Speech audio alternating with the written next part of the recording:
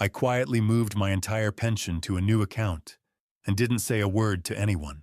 That evening, as I stepped into the house, my wife and daughter were already standing there waiting, their eyes filled with fury.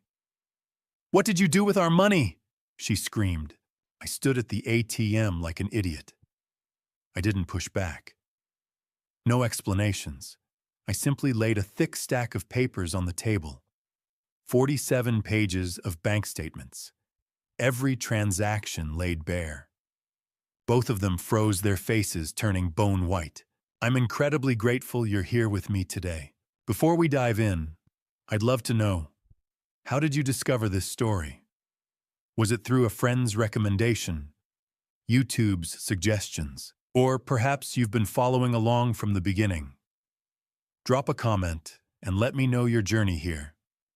Your engagement truly means everything." Quick reminder, this narrative weaves together fictional elements designed for entertainment and reflection.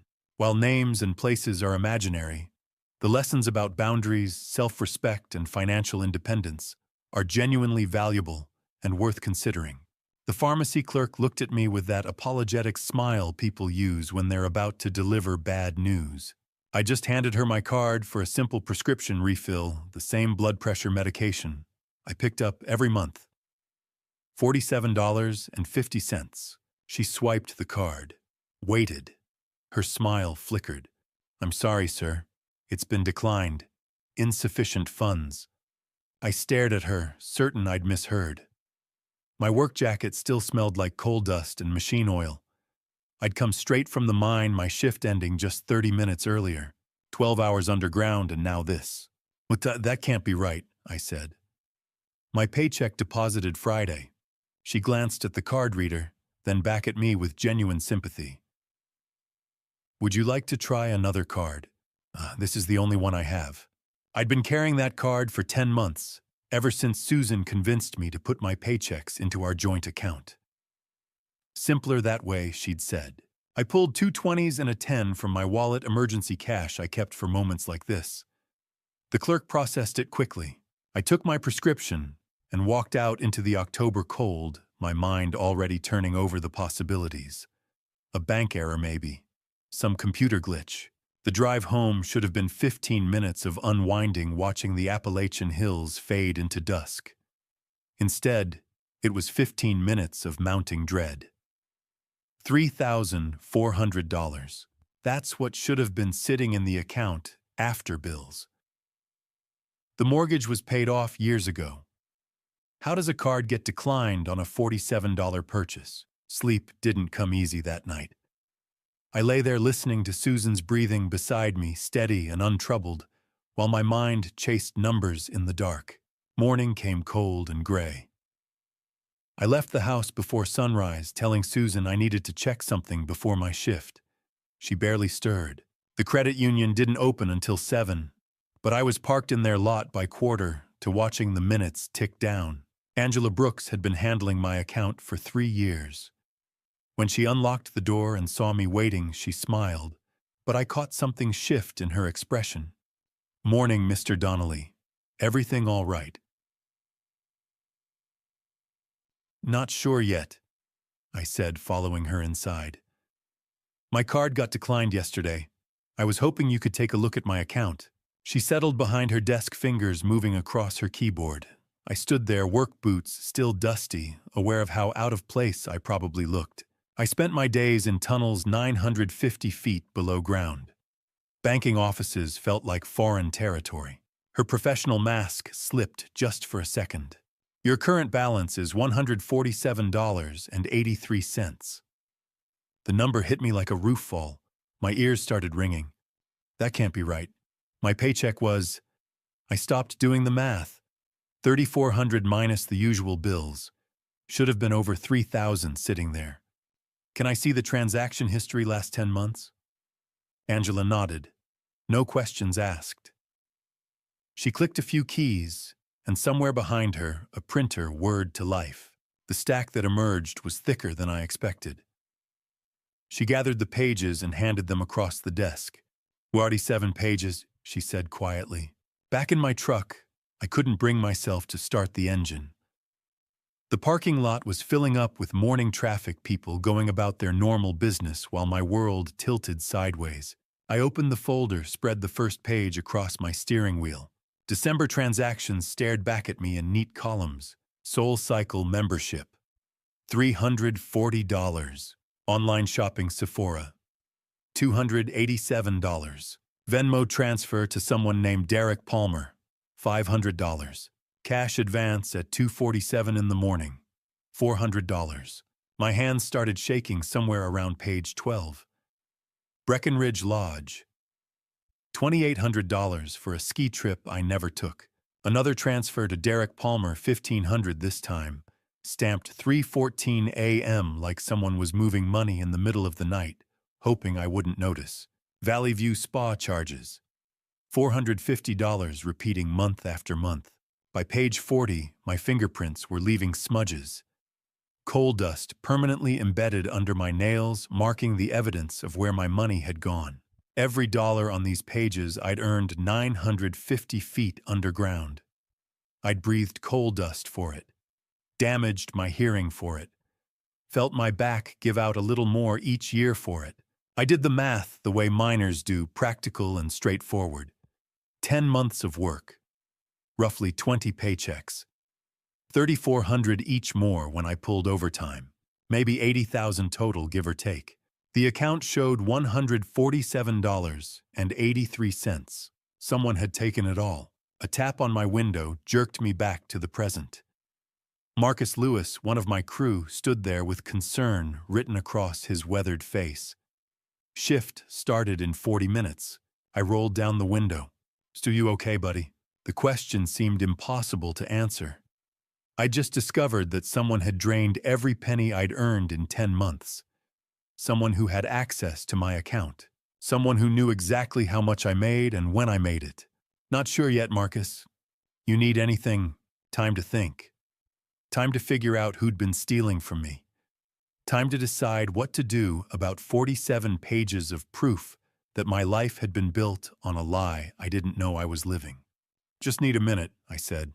He nodded, understanding the way men who work dangerous jobs understand each other. Sometimes you need space to process.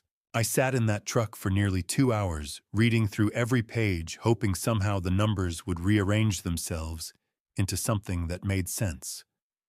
They didn't. The morning sun climbed higher, warming the cab, but I felt cold straight through. By the time I finally turned the key in the ignition, something fundamental had shifted inside me. Not anger yet. Anger would come later. This was something colder, more permanent, a decision forming in my chest, like coal under pressure, getting harder with every second that passed. The engine turned over, and I pulled out of that parking lot, knowing I'd never be the same man who'd parked there 2 hours earlier. Wednesday morning found me back at the credit union before sunrise. Angela was unlocking the front door when I pulled into the lot. She recognized my truck and waited, holding the door open. "Mr. Donnelly, you're here early. We'll need to take care of something before my shift." She led me inside the building, still holding that overnight chill. Her desk lamp clicked on. I remained standing, my work thermos clutched in one hand. "I need to open a new account. Individual. Just my name on it." Her fingers paused over her keyboard for half a second. In that brief hesitation, I saw understanding flicker across her face. She'd been working in banking long enough to recognize the sound of a man drawing a line. "Checking or savings, Mr. Donnelly?" "Checking, and I'll need to redirect my paycheck to it." "I can help with that. Give me about 20 minutes for the paperwork." While she typed and printed forms, I sat and signed where she indicated. Stuart Donnelly. Individual account. The pen felt heavier than it should have, each signature a small act of reclamation. When we finished, she slid a temporary debit card across the desk. "Your permanent card will arrive in 7 to 10 business days. The routing change for your paycheck will take effect next pay period." "Friday," I said. "That's right, Friday." She looked at me, then really looked her professional courtesy, giving way to something more human. "Is everything all right, Mr. Donnelly?" "It will be," I told her. The mine was different that day. Same darkness, same depth, same crew. But I moved through my shift, wrapped in silence, speaking only when necessary. Tommy noticed first. "You feeling all right, Stu? You're quiet." "I'm just focused," I said. But it wasn't focus. It was calculation. Every ton of coal I cut from the face, every roof bolt I drilled into place, I was doing math. 3 days until Friday. 3 days until the direct deposit hit my new account. 3 days until Susan checked the joint account and found it empty. The anticipation wound through me like a fuse, slow burning and inevitable. Thursday at lunch, Marcus caught me sitting alone on the surface, eating my sandwich without tasting it. He settled onto the bench beside me. "Something's eating at you." I took a bite, chewed, swallowed. Around us, the November air carried the smell of diesel fuel and wet leaves. Working through something," I said. "Money trouble." The question hit closer than he knew. Marcus had been underground almost as long as I had. We'd started on the same crew 30 years back. We'd earned the right to speak plainly with each other. "The opposite of trouble, more like clarity?" He nodded slowly. "I'm here if you need me." "I know." Friday morning arrived with frost on my windshield and iron in my spine. During my first break, I pulled out my phone and checked the banking app. The notification sat there waiting, clean and simple. Direct deposit received. $3,400. Oakdale Credit Union. Individual account. I opened the old joint account app next. The screen loaded, and there it sat in bold numbers. $0, 0 cents. I closed my phone and returned to work, but something in my chest had loosened. Not relief exactly. More like the feeling of setting down a weight you'd been carrying so long you'd forgotten it was there. The end of shift came with the usual exhaustion. I showered in the bathhouse, watching coal dust swirl down the drain, and dressed in clean clothes. My reflection in the spotted mirror showed a man who looked the same as yesterday, but wasn't. Not anymore. The drive home stretched longer than usual, each familiar landmark passing like a countdown. Rosie's Diner, where Susan and I used to have breakfast on Sundays. The turnoff to Millbrook Reservoir, where I hadn't been fishing in over a year. Main Street with its struggling shops and empty storefronts. My hands gripped the steering wheel knuckles, pressing white against my skin. The dashboard clock glowed in the gathering dusk. 6:15. Susan would be home. Lydia, too. They'd both have tried to use their cards by now. Tried and failed. The thoughts came unbidden, a litany of sacrifices I'd made without being asked. 38 years breathing stone dust and diesel fumes. Black lung forming in tissue that would never heal. Hearing loss from machines that screamed like wounded animals. Scars on my hands from cable snaps and roof falls. A back that hadn't stood straight in a decade. And for what? So my wife could get spa treatments twice a month. So her daughter could send money to some boyfriend I'd never met. I turned onto my street, the maples lining the road bare against the purple sky. My house sat third from the corner, a modest ranch I'd bought with my first wife 30 years ago. Paid it off 7 years back. Now Susan lived in it, Lydia lived in it, and I was the one who felt like a guest. Both their cars occupied the driveway. Susan's Honda gleaming in the porch light, Lydia's Mazda parked at an angle. No movement in the windows, no television glow. Just still waiting darkness. I sat in my truck after cutting the engine, letting the quiet settle around me. 30 seconds passed. A minute. Somewhere down the street, a dog barked. Normal evening sounds in a normal neighborhood, while inside my chest, something ancient and immovable was taking shape. I climbed out my boots, crunching on the gravel drive. 3 steps to the walkway, 6 steps to the porch. My hand found the doorknob solid and cold under my palm. The house held its breath on the other side. I turned the key and pushed the door open. Susan stood in the center of the living room, arms wrapped around herself so tight, her fingers left white marks on her elbows. Lydia paced beside her like something caged. her phone gripped in her hand hard enough to crack. The television sat dark. No music played, just the sound of my boots on the threshold and their combined breathing, quick and shallow. They turned to face me as one, and I saw it in their eyes. They knew. Not everything, not yet. But they knew something had changed, and they were afraid. Good. The metal lunchbox hit the hallway table with a sharp clang that echoed through the house. I didn't look up. Didn't need to. I could feel them watching me from the living room, Susan perched on the edge of the couch. Lydia standing beside her, both of them wound tight as springs. I shrugged off my navy Oakdale mining jacket and hung it on the hook by the door. The fabric was stiff with dried sweat and coal dust.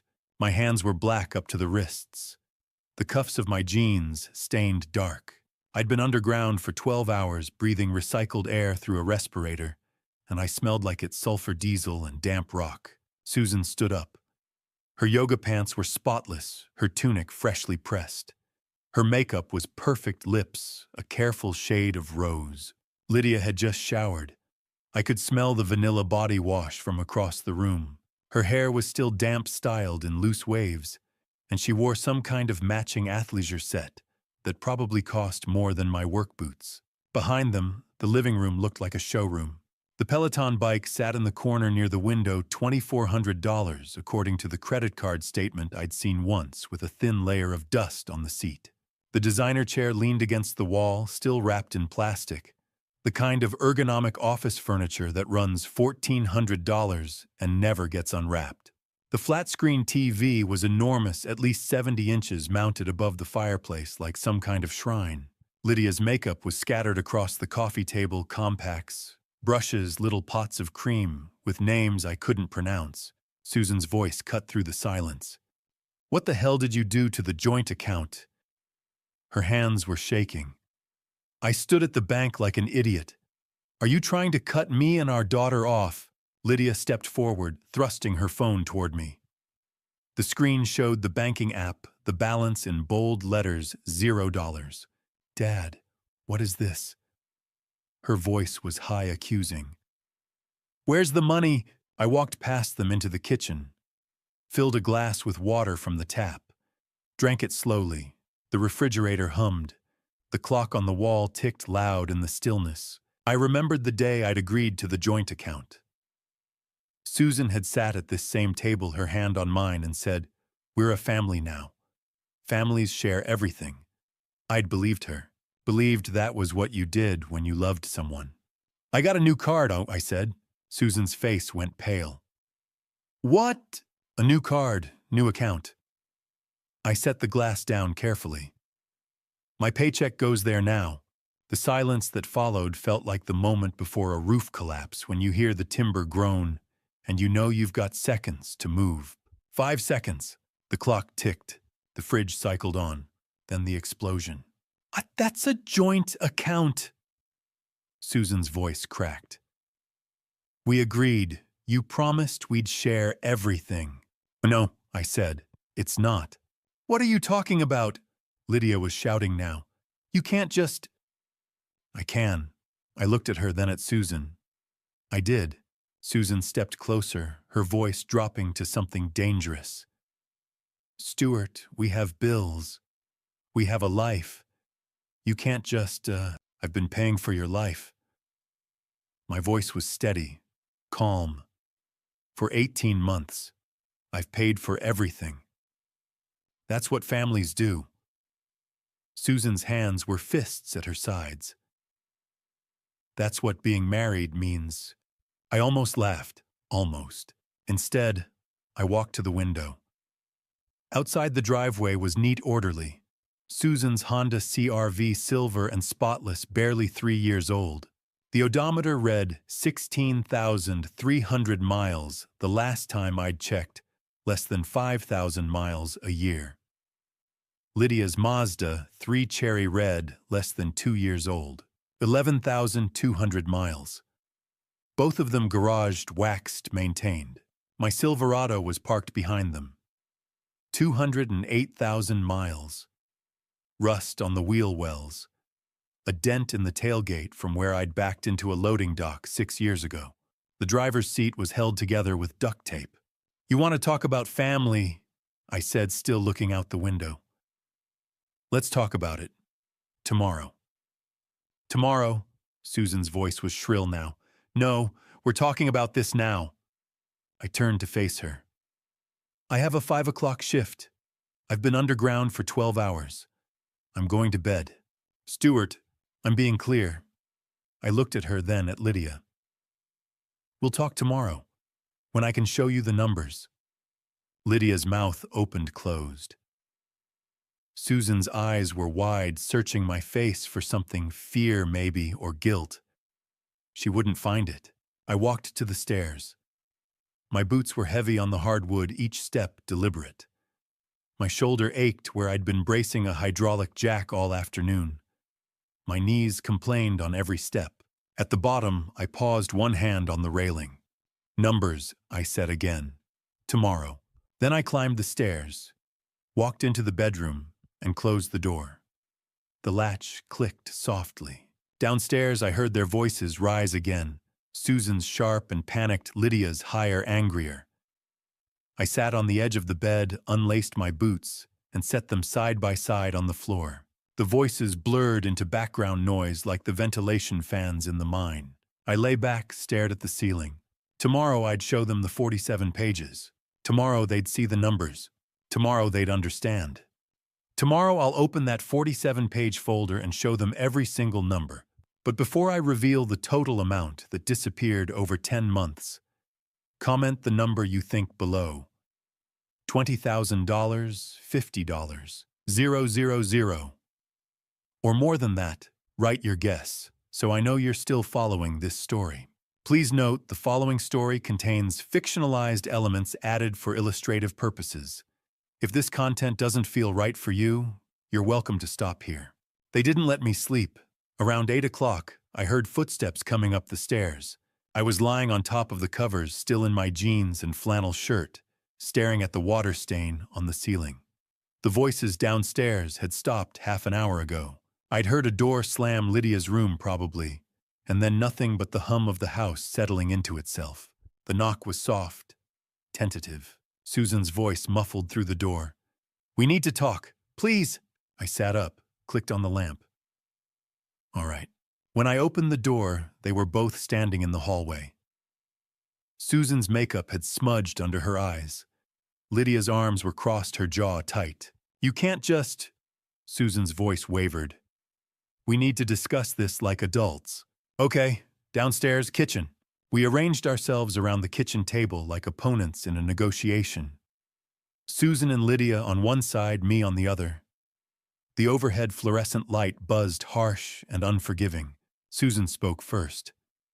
"If you have a problem with how I manage the money, you should say something instead of this ambush." I did say something. Many times. You told me not to worry about it, because I was handling it. Her voice rose. "Do you think running a household is free?" "No. But I think it costs less than what's gone missing." I stood up. "I'll be right back." Outside, the October night was cold and still. My breath misted in the air as I crossed the driveway to the Silverado. I opened the passenger door and pulled out the manila folder from under the seat. 47 pages printed on standard white paper, folded once in the middle. When I walked back into the kitchen, Susan and Lydia were whispering urgently. They stopped when they saw me. I set the folder on the table. It landed with a deliberate thump. 10 months of statements. December through September. "Do you want to go through them with me?" Susan glanced at the folder like it might bite her. "I don't need to review my own transactions. Then let me highlight a few things." I opened the folder and pulled out the first page. Slid it across the table. December 18th. Soul Cycle Oakdale membership fee, $340.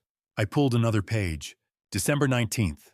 Sephora online purchase, $287. Another page. December 22nd. Venmo transfer to Derek Palmer, $500. Lydia's face went pale. I kept going, pulled more pages, laid them out in a line.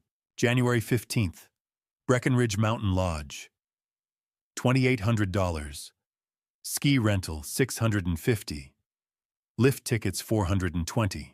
That was a mother-daughter bonding trip, Susan's voice cracked. We needed that trip. I worked doubles all week. You told me the money was for emergency home repairs. I didn't stop. More pages. February 3rd, Valley View Spa, $450. February 17th, Valley View Spa, $450. March 3rd, Valley View Spa, $450. I tapped the pages. That's $1,350 for 3 spa visits, Susan.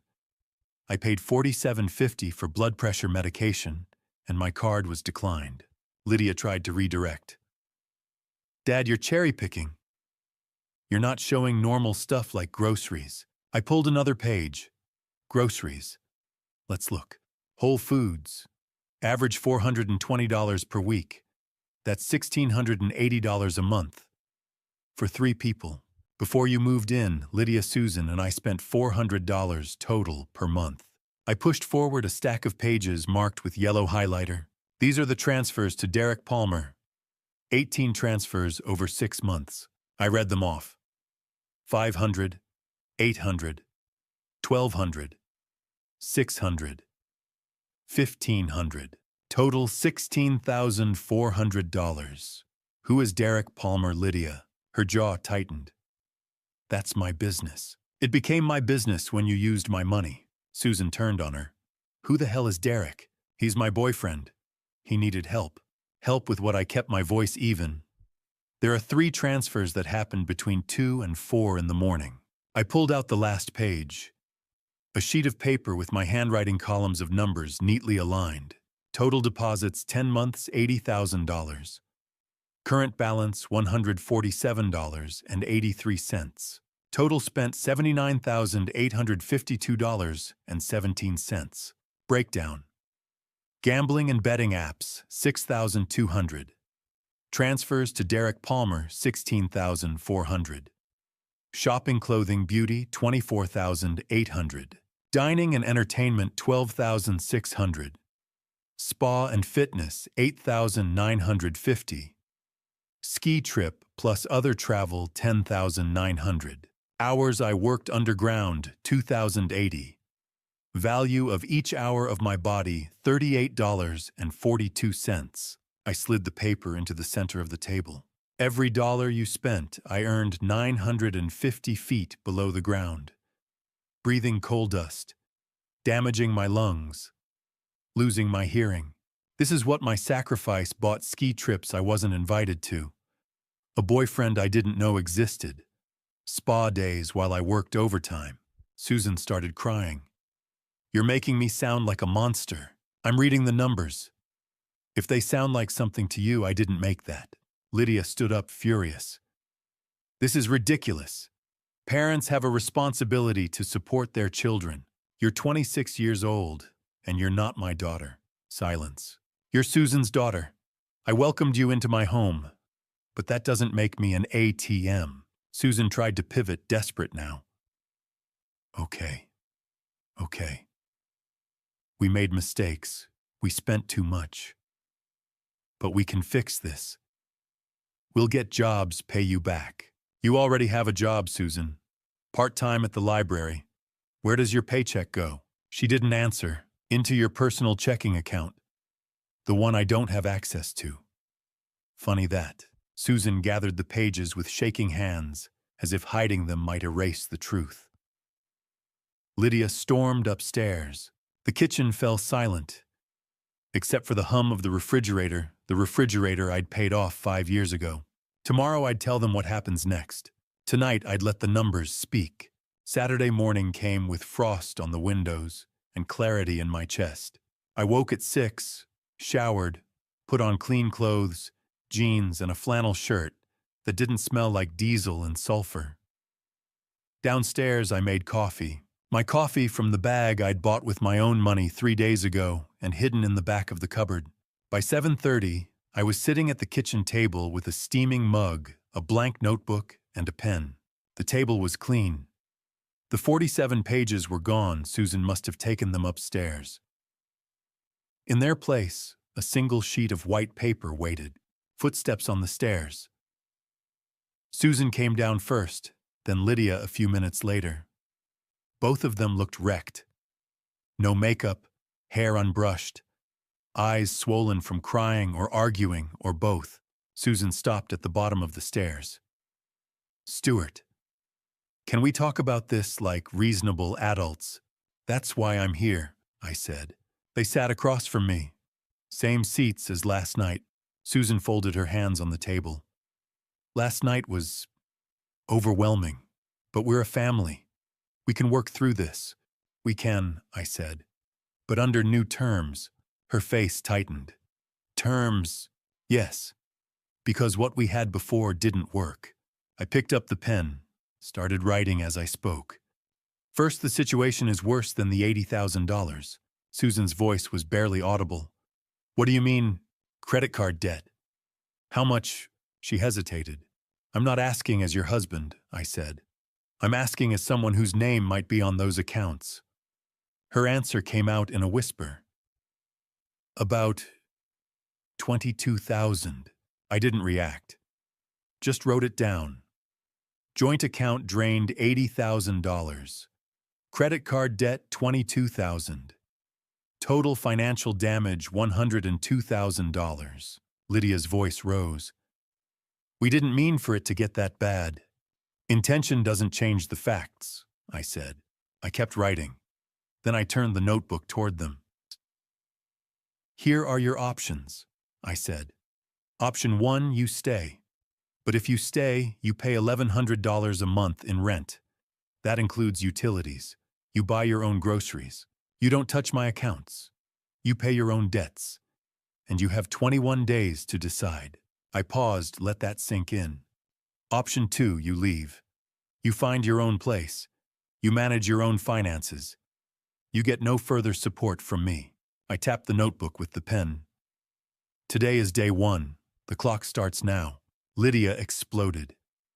"Rent, you want us to pay rent in your own house?" "My house," I said calmly. "Paid off 8 years before I met your mother. But we live here. This is our home." "No, you're guests. Guests who overstayed." Susan tried a different angle. "Stuart, you can't charge rent to your own wife. That's not how marriage works." "You're right. In a real marriage, one person doesn't drain $80,000 from the other without asking." She flinched. I continued steady. $1,100 is actually below market rate.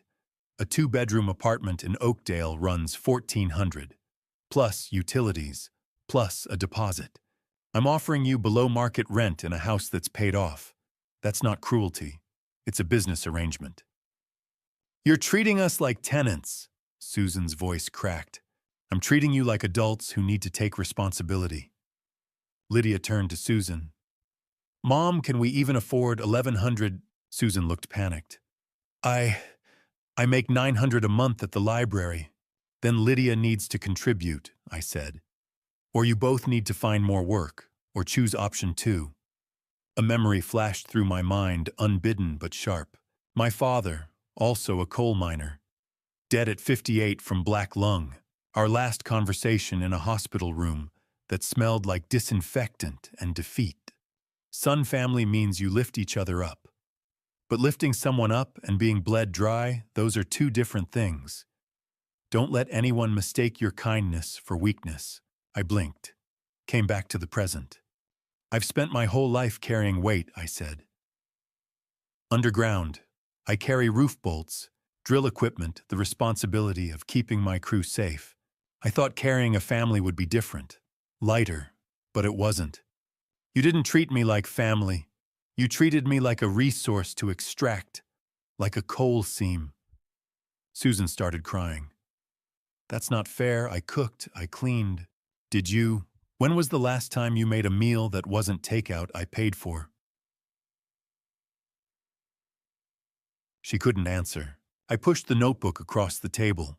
21 days, 3 weeks. Stay if you pay. Leave if you can't. The free ride is over. Today is day 1. The clock starts now. Lydia grabbed her phone and bolted upstairs. This is insane. I'm calling Grandma. I didn't stop her. Susan stayed in her seat, staring at the notebook, like it might change if she looked long enough. You're really doing this, she said. I am. What if we can't decide in 21 days? Then I'll decide for you. Susan picked up the notebook and carried it upstairs like it was a death sentence. Maybe it was. I poured myself another cup of coffee from the bag I'd bought with my own money in my own house, on my own terms. For the first time in 10 months, that coffee tasted different. It didn't taste bitter. It tasted like choice. The first 3 days passed, like I was living with polite strangers who wanted something. Day 3 was a Monday. I was making breakfast in the kitchen, eggs, toast, nothing fancy, when Lydia came downstairs. Early for her. She usually slept until 10. She'd put on makeup, mascara, lipstick, even wore actual pants instead of pajamas. The effort was obvious. I cracked the eggs into the skillet, heard them sizzle.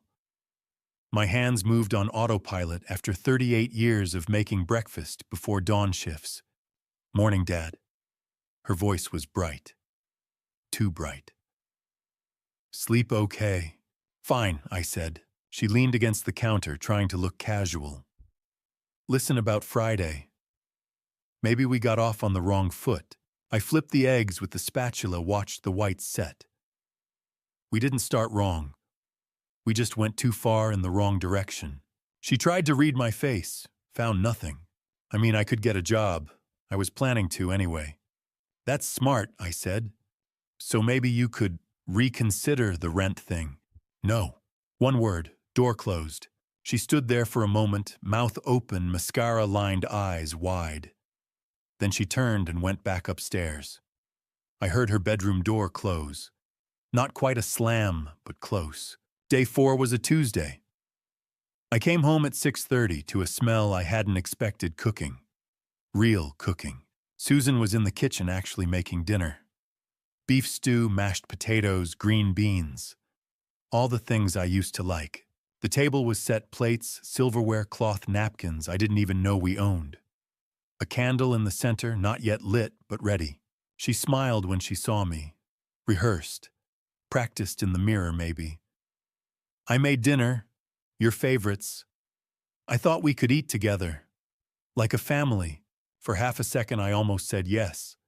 Almost sat down. The food smelled good. It had been months since someone cooked a real meal in this house. Then I remembered the 47 pages. I already ate, I said. A lie, I hadn't.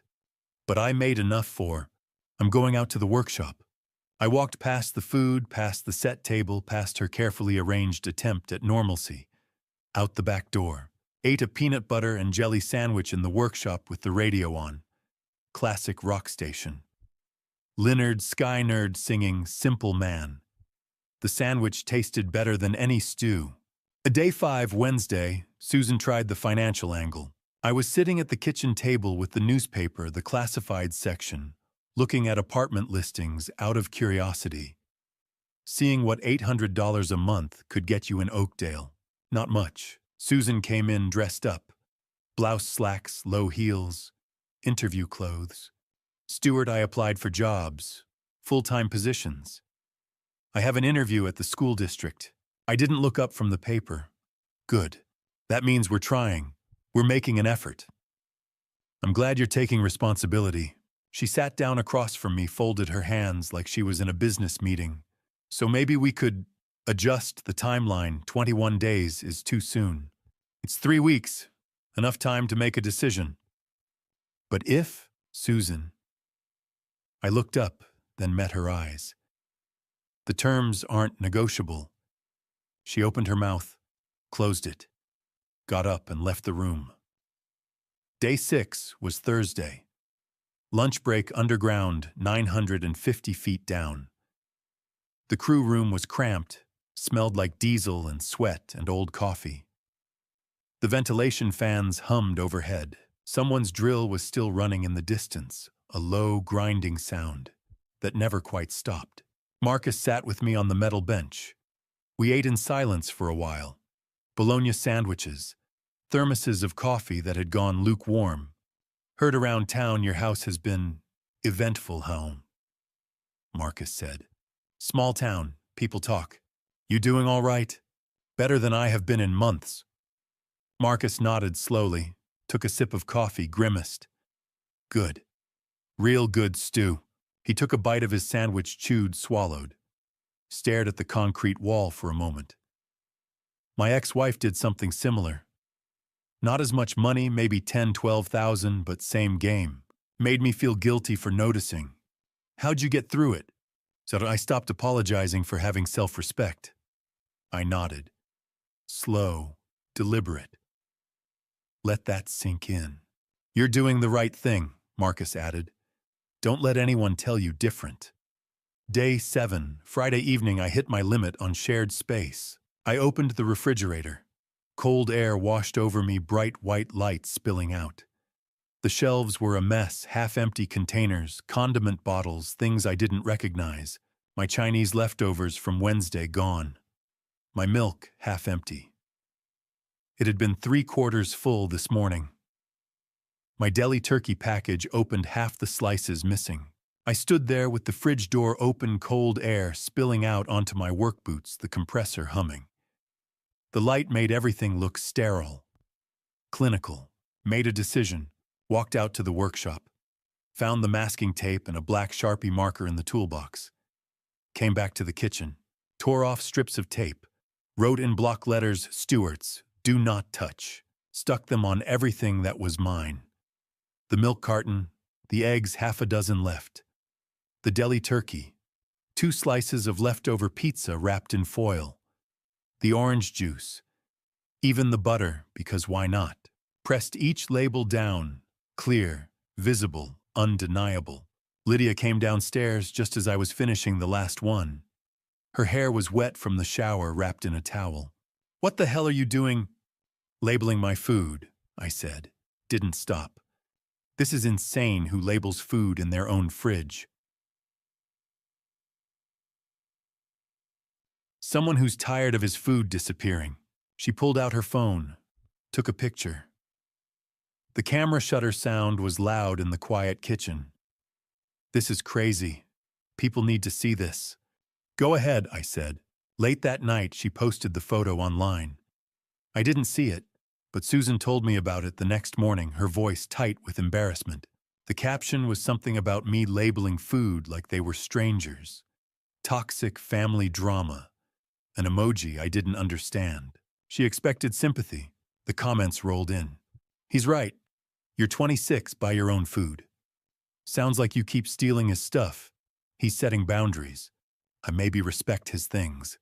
Your dad is protecting what's his. That's called self-respect. If my kid was eating my food without asking, I'd do the same. You're the problem here, not him. Lydia deleted the post within 2 hours. That weekend I noticed more whispering. Conversations that stopped when I entered a room. Susan made 3 hushed phone calls behind closed doors. I heard her voice through the wall of my bedroom, urgent and low, but couldn't make out the words. Once I heard her say, Mom, and please, and he won't listen. By Monday morning, reinforcements would arrive. I didn't know it yet, but the diplomacy phase was over. They were calling in someone who believed she could change my mind. Day 8 brought a Lincoln Continental into my driveway and trouble to my front door. I pulled in at 5:45 after my shift, still covered in coal dust, and there it was. Silver. Polished. A 2015 model that probably cost more than I made in 6 months underground. I knew that car. Dorothy Hayes, Susan's mother. I'd met her twice before, once at the wedding, once at Thanksgiving 2 years ago. Both times she'd looked at me like I was something she'd scraped off her shoe. So they'd called in reinforcements. I sat in my truck for a minute, engine ticking as it cooled. Prepared myself. When I walked in, all 3 of them were arranged in the living room, like they'd rehearsed it. Dorothy sat in my reading chair, the one by the window, the one I'd had for 15 years. Susan was on the couch. Lydia perched on the arm, smug smile on her face. Dorothy stood when I entered. Formal, deliberate. Stuart, we need to have a conversation. I set my lunchbox on the hallway table. Dorothy, didn't expect you. I came as soon as I heard what was happening. My daughter called me in tears. I had to come. I didn't sit. Stayed near the doorway. Didn't let them box me in. Susan tells me you've made some unilateral decisions about finances. I made decisions about my finances, I said. She's your wife, Stuart. In a marriage, money is shared. To shared means both people have a say. That's not what happened here. Dorothy adjusted her glasses, looked me up and down, taking in the coal dust on my jacket, the dirt under my nails, the way my work boots left faint prints on the hardwood. Susan's father was a real provider. He never questioned what his wife needed. Never made her feel small for spending money. She paused. Let that sink in. Of course he was an executive, regional manager, not manual labor. The insult landed exactly as she meant it. Coal miner equals lesser man. Blue collar equals not good enough. My jaw tightened, but I stayed silent. Dorothy continued, voice smooth as silk over broken glass. Perhaps you don't understand how families at a certain level operate. Women have needs, social obligations to maintain. Appearances matter. I worked 38 years underground, so my wife could go to the spa. I asked, don't be dramatic. Susan deserves small luxuries. $80,000 isn't small. Dorothy waved a hand, dismissive. Numbers can be manipulated. I'm sure it's not as much as all that. Susan jumped in her lines, clearly rehearsed. Stuart, with Mom here, maybe we can all sit down calmly and… No. Dorothy's eyebrows shot up. Excuse me. No, I'm not negotiating. The terms remain. Dorothy laughed, cold, sharp. You're being unreasonable, stubborn, just like Susan said. Susan's entitled to her opinion. I walked past them, went upstairs to my bedroom, closed the door. The next evening, Tuesday, I stayed late in the workshop. Avoided going inside. It was warmer than usual for October, almost 60 degrees, so I'd left the workshop window open a crack. That's when I heard them, voices drifting from the house. The kitchen window was open too. Dorothy and Susan talking. They didn't know I could hear every word. Listen to me carefully, Susan. Dorothy's voice clear and commanding. Men like Stuart are controllers.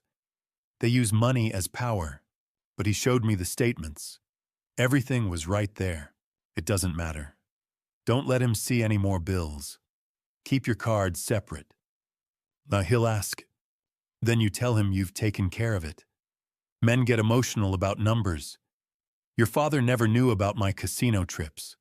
What he didn't know couldn't hurt him. And Mom, that's how you survive in a marriage, sweetheart. You manage information.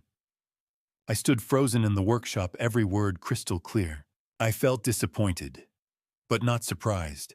So this was where Susan learned it. Wednesday, day 10, they tried a group intervention. I came home and all three of them were waiting. Again. Dorothy spoke first. Stuart, sit down. We're settling this today.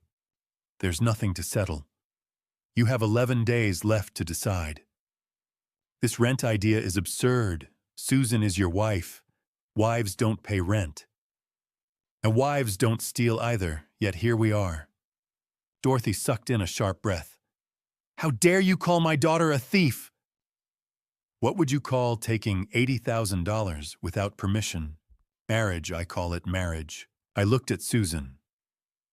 Is that what you think? That marriage means I work and you spend without limits. She looked away, couldn't meet my eyes. I turned back to Dorothy. You're welcome to stay as a guest, but you don't get to make decisions in my house. Your house. Dorothy's voice rose. Susan lives here, that makes it her house. My name's on the deed, my mortgage is paid off, my house. Dorothy turned to Susan's stage, whispering loud enough for me to hear. See, I told you. He's a controller. They always pull this. I walked out to the workshop. Spent the evening installing a deadbolt on the inside of my bedroom door. Boundaries needed locks now. That night I lay in bed and thought about Dorothy's husband, Susan's father, dead 5 years ago. Susan had mentioned once that he'd been very stressed toward the end. Heart attack at 62, the same age I was now. I wondered if he'd known about those casino trips. I wondered if the stress of not knowing the truth had contributed to his death. I wouldn't spend my life wondering. I knew the numbers now. That clarity might just save my life. Day 11, 950 feet underground. That's when my body decided to remind me it wasn't made of coal. It was 10:30 in the morning. I was operating the continuous miner, a machine that weighed 20 tons and chewed coal from the wall like a mechanical monster. Set the machine, advance, cut, retreat, repeat. I'd done it 10,000 times over 38 years. The noise was constant. 95 decibels. You wore hearing protection or you went deaf. The air was thick, 88 degrees, humid, dusty, even with the ventilation fans running. I had my respirator on, breathing filtered air that tasted like rubber and metal. Then my chest tightened. Not a sharp pain. Pressure. Like someone had wrapped a vise around my ribs and was turning the handle. My left arm went numb. I couldn't catch my breath, and down here that was saying something. The edges of my vision blurred. My mind went straight to one place: heart attack. Just like Susan's father. I'm 62. Black lung in my chest. This is it. My hand slipped from the control panel. The machine ground to a stop. Marcus was working 20 feet away. He noticed immediately. "Stu," he started toward me. "Stu." I leaned against the machine, one hand pressed to my chest. The respirator fogged with my rapid breathing. Marcus grabbed the radio. "Surface, this is Lewis. Need a medic to Section 7B. Man down." They got me to the surface. Marcus and Ray half carried me to the cage, the elevator that hauled us up and down the shaft. 950 feet. 3 minutes that felt like 30. My vision spun, my heart hammered. When we reached the top, the October sun hit my eyes. Too bright. Overwhelming. The mine medic was waiting with his kit. "Mr. Donnelly, where's your pain?" "A chest, left arm, can't breathe." He strapped the blood pressure cuff on my arm, pumped it up, watched the gauge. "Yet 165 over 98. That's high." Pulse oximeter on my finger. 96% oxygen. That's acceptable, but lower than I'd like on the surface. Heart rate monitor. 118 beats per minute. Elevated. Any cardiac history? My father died at 58. Heart attack. "We need to get you to the ER now." Marcus drove me to Oakdale General. I didn't argue. The tightness in my chest had eased, but the fear hadn't. The ER was fluorescent bright and smelled like disinfectant. They took me straight back. A nurse hooked me up to monitors, wires everywhere, beeping machines. The doctor was a woman in her 50s, gray hair, pulled back reading glasses hanging from a chain around her neck. Dr. Reynolds, her badge said. "Mr. Donnelly, we're going to run an EKG, draw blood to check for troponin. That's a marker for heart damage, and keep you under observation for a few hours." "How long?" "On 3 hours minimum, if anything looks concerning, longer." The EKG took 10 minutes. 12 leads stuck to my chest. The machine printed out a long strip of paper with jagged lines. Blood draw. 2 vials. Then waiting. Marcus sat in the chair beside the bed. "Called the mine. Told them you're out for the rest of the week." "I don't need a week." "Doctor's orders, Stu. You heard her." 3 hours passed. Dr. Reynolds came back with a clipboard. "Your EKG is normal. Troponin levels are negative. No signs of heart attack." Relief flooded through me. "However," she continued, "your blood pressure is dangerously high. 165 over 98 is pre-hypertensive crisis territory. Your stress response is significantly elevated. What I'm seeing is consistent with a severe anxiety attack." I've never had anxiety. You've never had someone drain your bank account before either, Marcus muttered. Dr. Reynolds looked at me over her glasses. Mr. Donnelly, anxiety attacks and heart attacks share almost identical symptoms. Chest pain, arm numbness, shortness of breath. Your body was screaming at you. And at 62, with your work history and family cardiac history, we take this very seriously. She wrote on her prescription pad. I'm prescribing blood pressure medication. Take it daily. I'm also referring you to a cardiologist for a stress test within 2 weeks. And I'm ordering you to take at least 2 days off work. Your body needs rest. What if it happens again? If it happens again, you call 911 immediately. Don't wait. Don't drive yourself. Call. She paused at the door. And Mr. Donnelly. Whatever's causing this level of stress in your life, you need to fix it. Because next time it might not be anxiety. It might be the real thing. Marcus drove me home. It was nearly 6 o'clock. The sun was setting. When I walked inside, Lydia was in the living room. She looked up, saw my face. I must have looked terrible, pale, hollow, the hospital wristband still on. Hada. Her voice changed. What happened? Where were you? Hospital. I'm fine. Then you are not fine. You were at the hospital for what?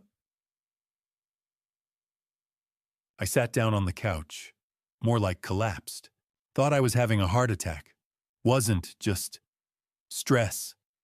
She sat next to me, closer than she'd been in weeks.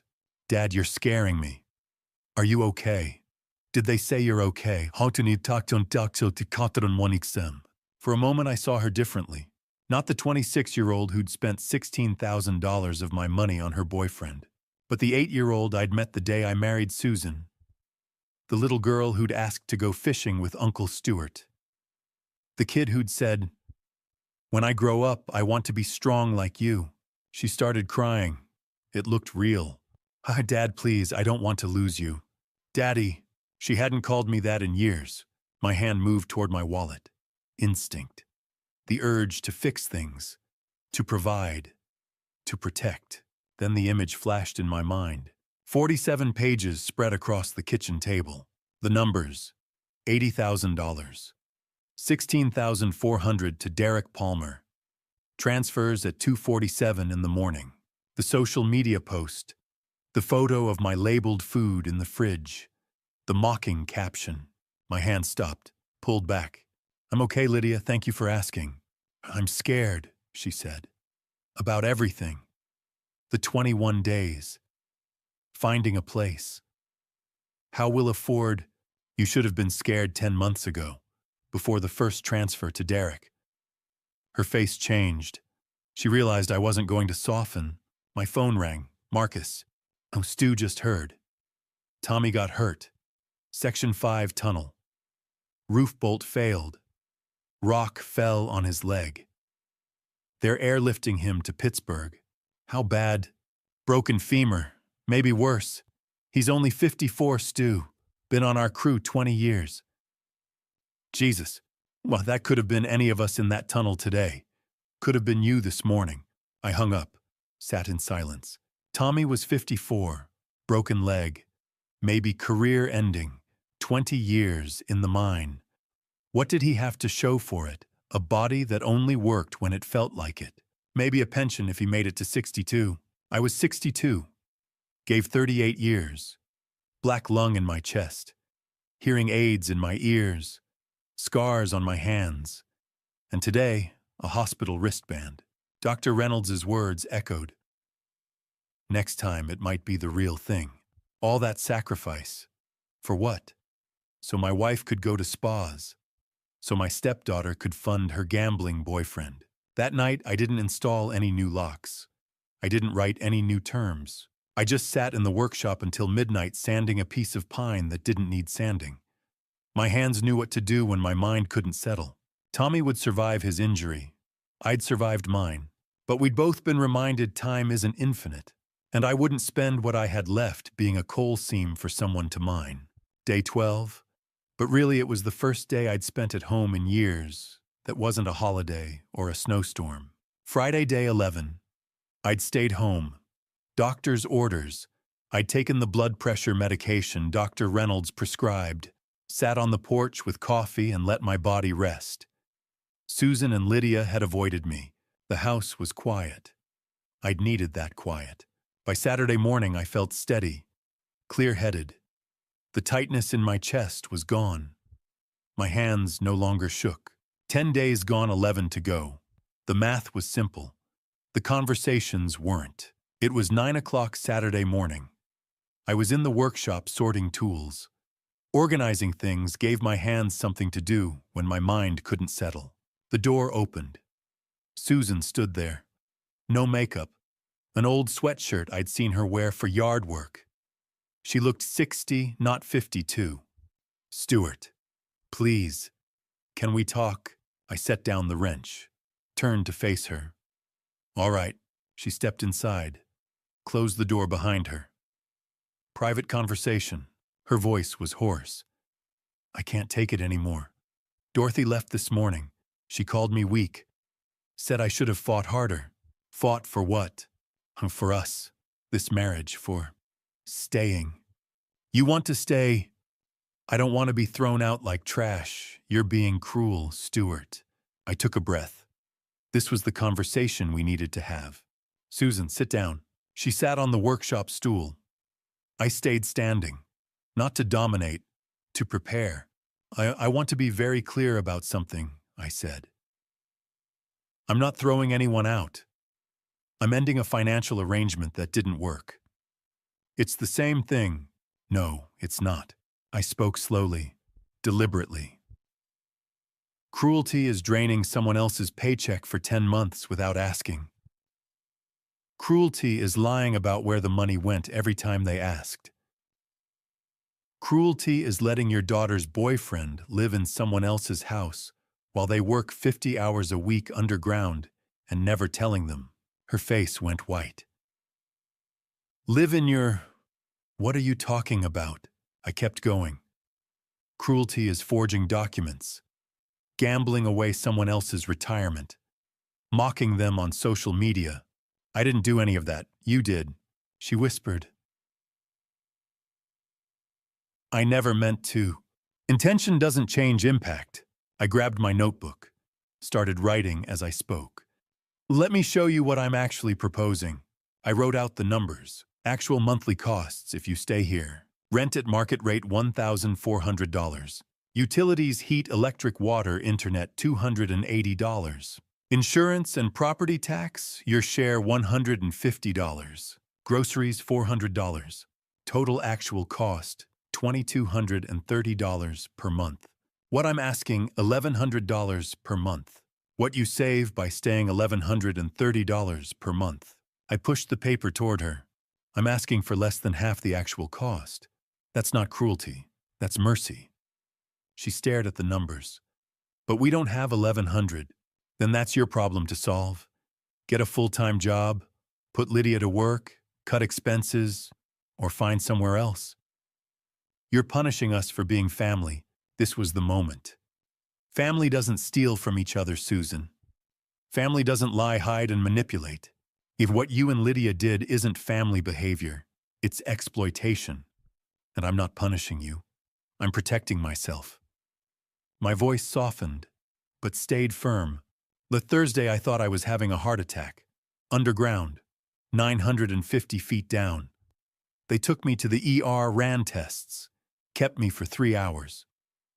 Her face went pale. You went to the hospital. It was an anxiety attack. Severe one. But the doctor said at 62, with my family history, the next one could be cardiac. She told me to fix whatever's causing the stress or it'll kill me. My father died at 58 from black lung. I'm 62. Every day I go down there could be my last. And I realized I don't want to spend what I have left being taken advantage of. That's not cruelty. That's self-preservation. She was crying. Real tears this time. Not manipulation, exhaustion. I don't know how to fix this. I gave you the terms. Whether you meet them is up to you. And if we can't, then you leave and we both move on. Just like that. After everything, After everything, yes. Because of everything. She left the workshop, utterly defeated. I sat for a moment. Then I remembered something. 2 o'clock that afternoon, I was sitting at the small desk in my bedroom. The computer hummed. Rain tapped against the window. A thought had hit me during lunch. The doorbell camera. I'd installed it months ago, motion-activated saves to the cloud. When was the last time I'd checked the footage? April, May. I opened the app. Months of archived videos stared back at me. I decided to start with October. Work backward. October footage was normal. Mail carrier. Me coming and going. September. I scrolled through the days. September 18th, 10:17 in the morning. Motion detected. The video loaded. A young man, late 20s, motorcycle helmet tucked under his arm, walking in my front door. The timestamp said 10:17. I'd been at work. My heart rate spiked. I scrolled forward. September 20th, 11:42 a.m. Same man, walking in. September 24th, 1:23 p.m. Same man, walking in. September 27th, 10:55 a.m. Same man, walking in. A pattern emerged. Weekdays. Between 10 in the morning and 3 in the afternoon, when I was underground. I checked August. Same pattern, 4 or 5 visits a week. July, same. June. The first appearance was June 12th, 6 solid months. Derek Palmer had been entering my house while I was at work. My hands shook. Not from fear, from cold fury. I clicked on one more video. September 18th, 3:45 p.m., Derek leaving. The camera caught his face clearly. Late 20s, scruffy beard, leather jacket, cocky expression. Lydia kissed him goodbye at the door. Right there in the frame. I downloaded 20 videos, saved them to a USB drive, labeled it Evidence, leaned back, stared at the screen. He'd practically been living here. Not visiting, living, while I paid the electric, the water, the heat, the groceries. While I worked underground, he was in my house, with my wife's daughter, using my internet, eating my food, and no one told me. I saved those videos to 2 USB drives, one for me, one in case I needed a lawyer. But sitting there in the darkening room, rain pattering on the window, I realized something. I wasn't angry anymore. Anger requires surprise. And after everything I'd learned in these 12 days, I was well past surprise. I was just done with all of it. Week 3, the masks came off completely. Day 15. Tuesday morning, 5:30. I was making coffee in the kitchen when Susan appeared in the doorway. She hadn't slept that much was obvious. Dark circles under her eyes like bruises, hair uncombed falling loose around her shoulders, an old coffee stain on her sweatshirt. Her hands trembled as she gripped the doorframe. No preamble, just sharp. "You're going to regret this, Stuart." I poured my coffee into the thermos I'd used for 38 years. Measured, calm. Maybe. But I regret the last 10 months more.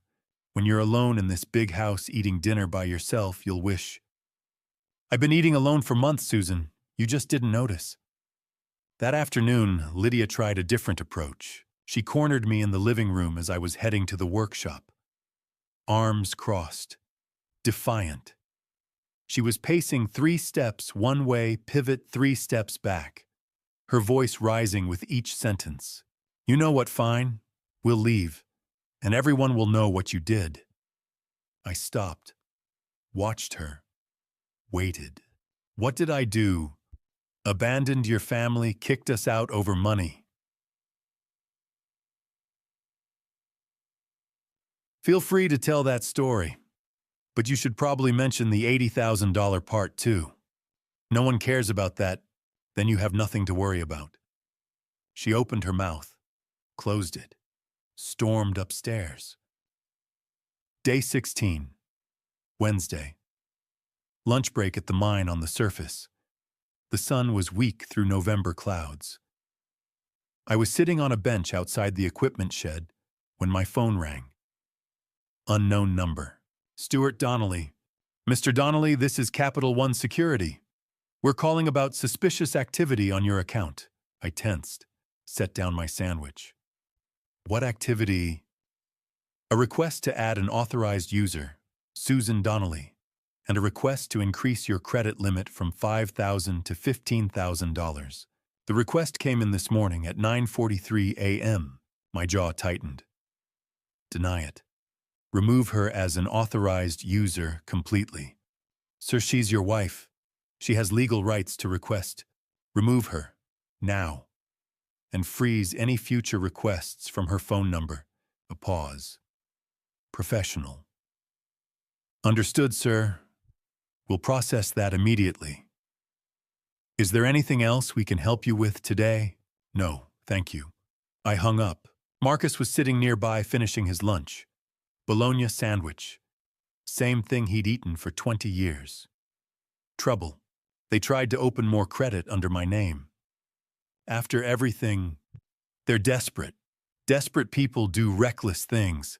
Marcus shook his head. Damn. That evening, I came home. The kitchen lights were harsh, fluorescent, unforgiving. Dishes in the sink from lunch plates stacked carelessly. Susan was standing by the counter phone in her hand. When she saw me, her face changed. Caught. Her makeup was smudged under one eye. Nail polish chipped on 3 fingers.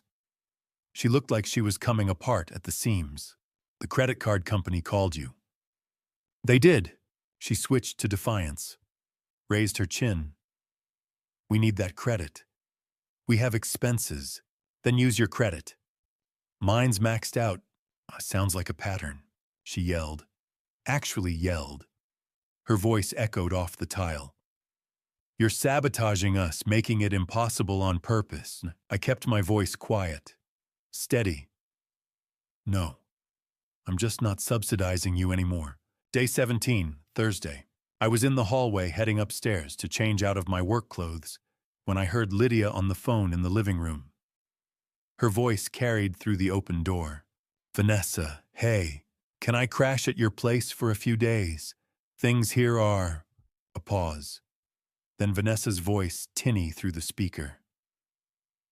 I'm actually really busy right now. Maybe ask someone else. Because we were supposed to go to that concert next week. Oh, about that. I can't make it. Sorry. Wait, can't make it or don't want to go with me. Silence. Then, look, Lydia. I just think maybe we need some space. Things are really complicated right now. Tuppence, we've been friends for 3 years. Yeah, I'll text you sometime. The call ended. I heard Lydia's breathing, fast, shallow. Then she dialed again. Ashley, it's me. Listen, can I? Another rejection. Same excuse. Really busy right now. Sorry. She tried Brittany. Dealing with some personal stuff, can't hang out. Then Madison. Didn't even answer. A text came through. I heard the notification sound. Lydia read it aloud, voice breaking. Sorry, can't talk right now. 4 best friends. All suddenly unavailable. I heard her scrolling through her phone, checking social media. A small broken sound. She'd been unfollowed. Ghosted online too. Day 18, Friday. Lydia found me in the workshop. I was sanding the bookshelf I'd been working on for weeks. Nearly finished now, 6 shelves, solid walnut joints tight. Sawdust covered the floor. The air smelled like pine resin and mineral spirits. She stood in the doorway. Mascara running down both cheeks. Hair in a messy bun. She hadn't showered. Are you happy? Her voice was sharp, bitter. You turned everyone against me. I didn't stop sanding. The rhythm helped me think. I haven't talked to your friends. Then why is everyone avoiding me? Maybe they were never your friends. Maybe they just liked what you could afford to pay for. That's not true. I finally looked up, set down the sandpaper. When was the last time you did something that didn't cost money? Coffee at their place, A walk in the park? Or was it always fancy brunch, shopping trips, spa days? Her face fell. The anger drained out of her like water from a broken cup. The money ran out, Lydia, and apparently so did they. She started crying. Real tears. Not manipulation. Recognition. I thought Vanessa was my best friend. My best friends don't disappear when your credit card maxes out. I don't have anyone. You have your mother, and you have yourself. That'll have to be enough. That afternoon, I heard sounds upstairs. Footsteps. Dragging. The scrape of cardboard on hardwood. The metallic screech of packing tape being pulled from a dispenser. I went up to check. Lydia's bedroom door was open.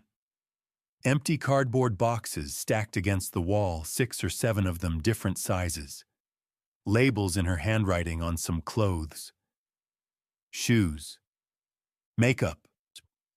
She was folding clothes, packing them carefully into a duffel bag. Susan was in the background, wrapping picture frames in newspaper. Packing.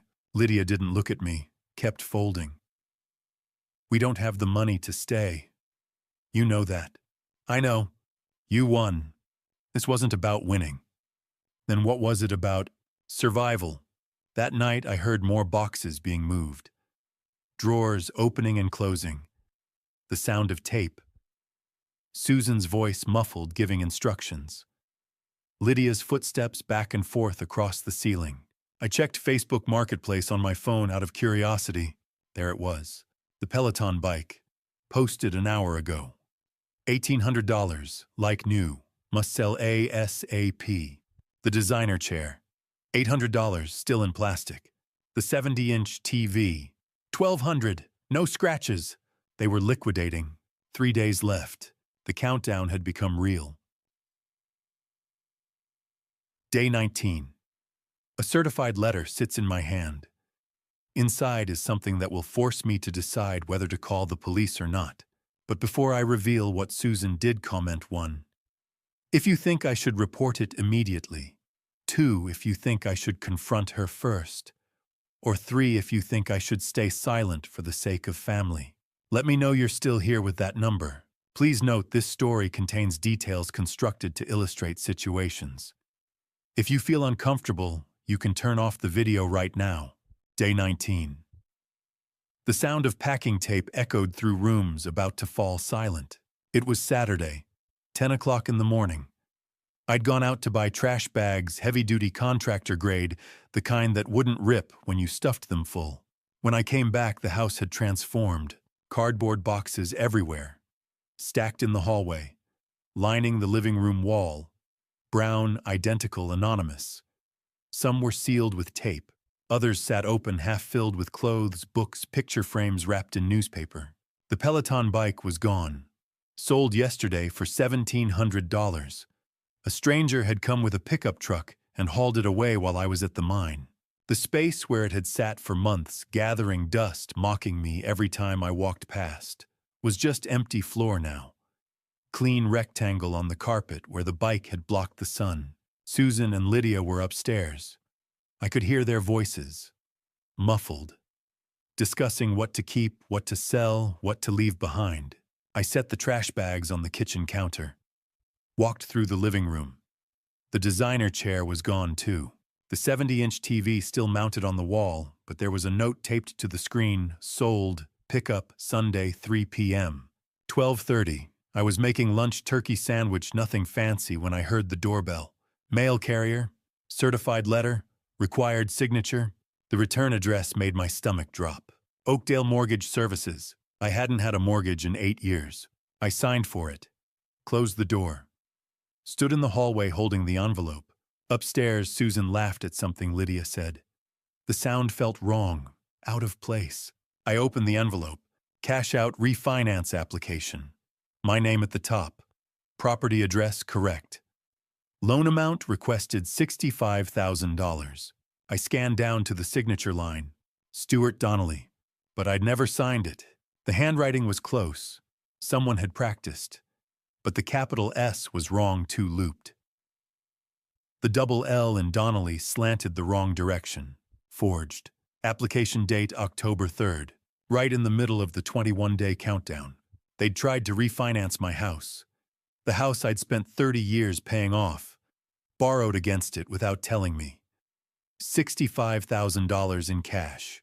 If the mortgage company hadn't flagged it for verification, if they'd approved it based on the forged signature, I'd have woken up one day owing $65,000 on a house that was supposed to be mine.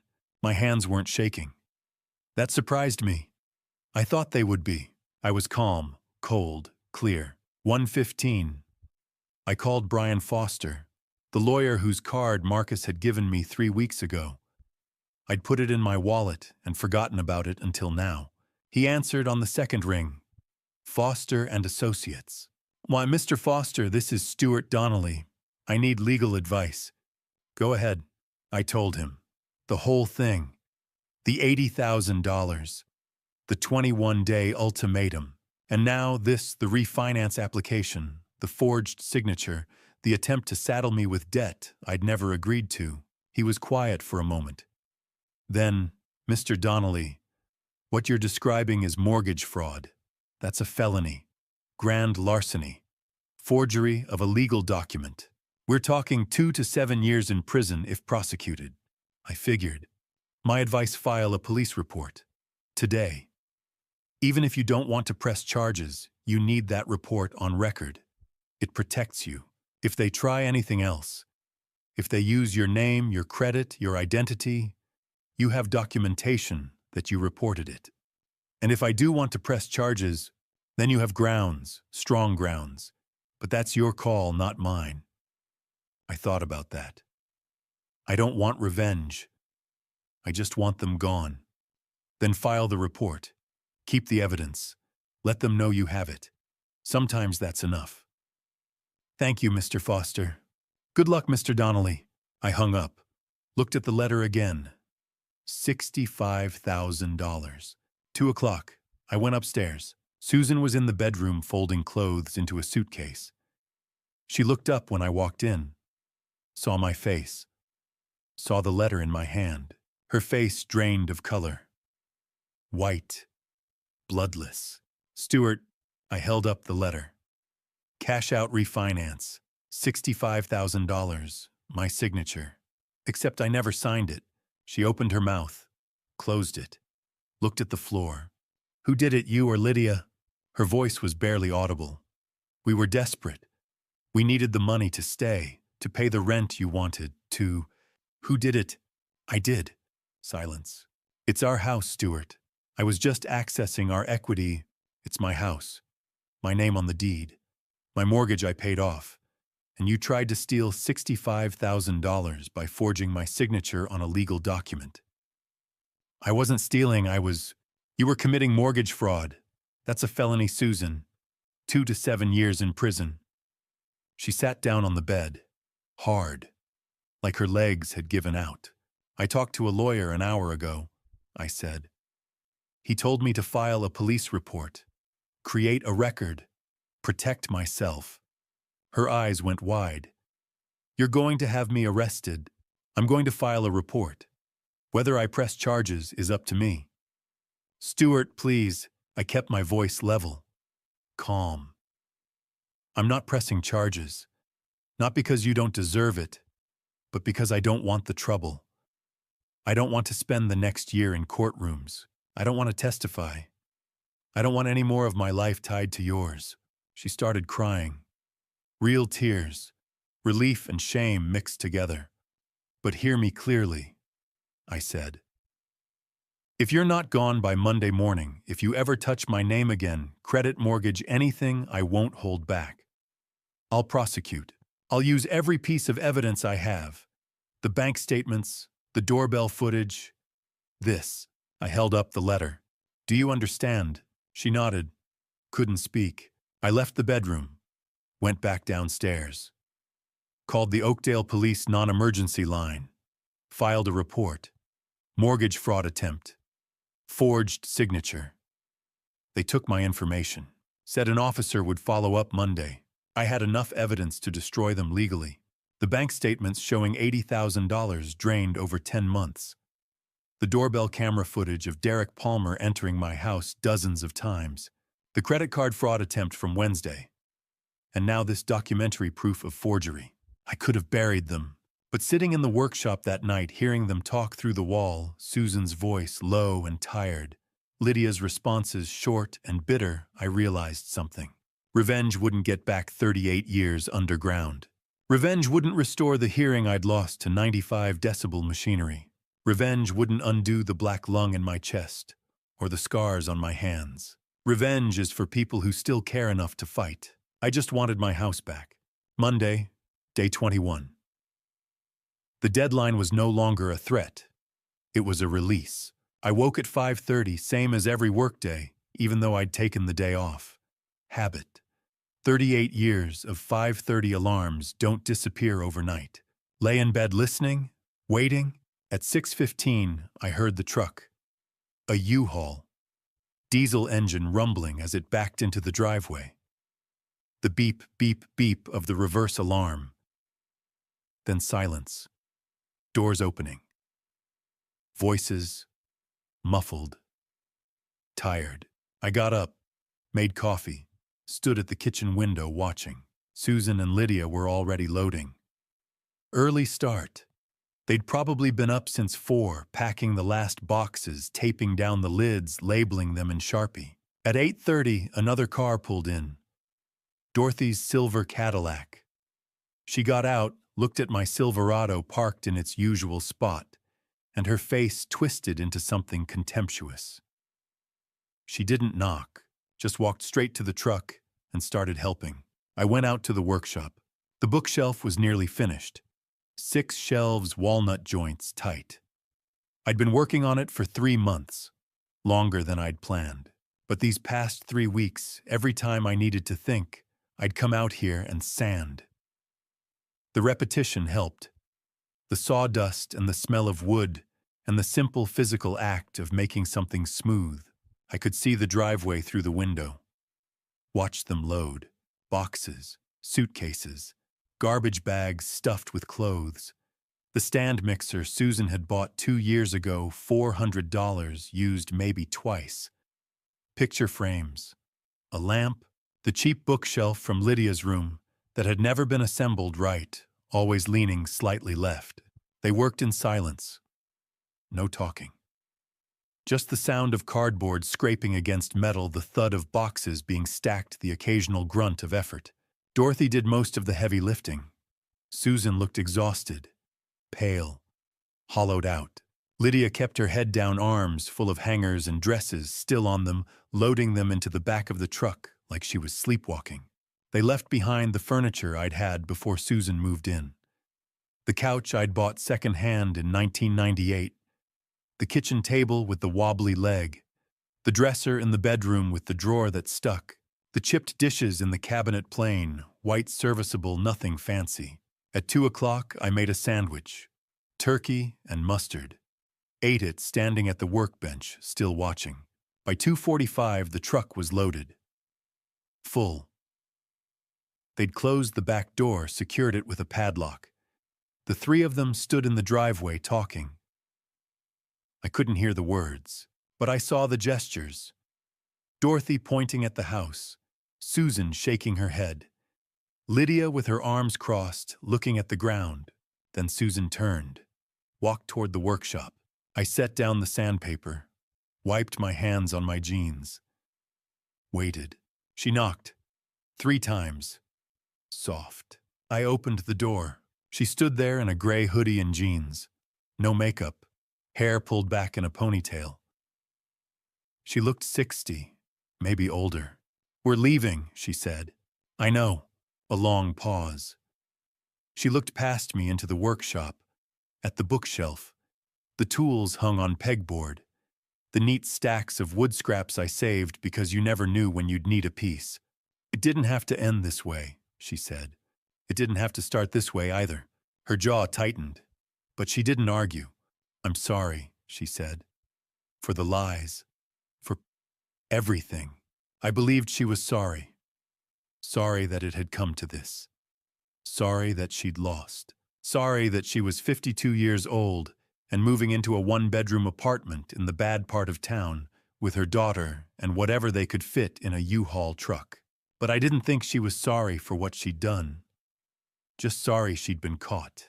Apologies don't change what happened, I said. She nodded, looked down at her hands. Chipped nail polish, dry skin, hands that used to be soft. You look lighter, she said. I thought about that. I am. I hope you find what you're looking for. I already found it. She waited for me to explain. I didn't. She turned to go, stopped, looked back. If you ever... No. One word. Final. She understood, walked back to the truck, climbed into the passenger seat. Dorothy was driving. Lydia sat between them, squeezed into the middle, staring straight ahead through the windshield. The engine started. Loud. The truck was overloaded suspension, sagging tires, bulging.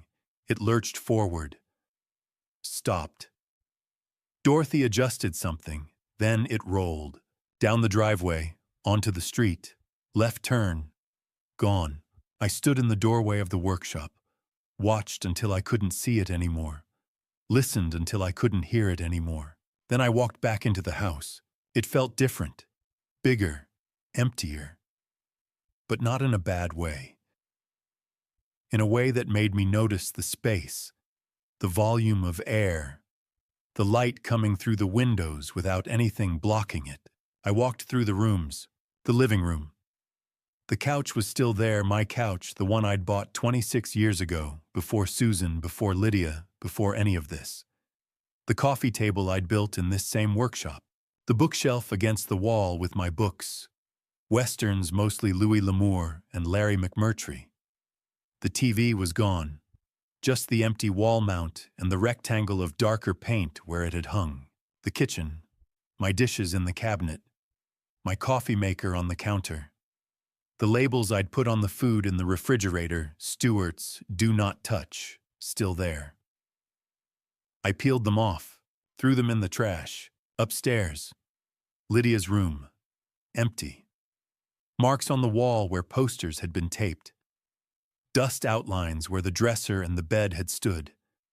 The closet door open, showing bare hangers and nothing else. Susan's closet. Also empty. Wire hangers left behind. A shoebox on the top shelf. I pulled it down. Opened it. Photos. Old ones. Susan and her first husband. Susan and Lydia as a baby. I closed the box. Put it by the curb with the trash. I sat down in the living room. My chair. The one by the window. The one Dorothy had sat in 3 weeks ago, trying to make me feel small. I sat there for a long time, just breathing. No voices, no footsteps upstairs, no TV blaring in the background, no arguments in the kitchen, no one asking me for money, for help, for anything.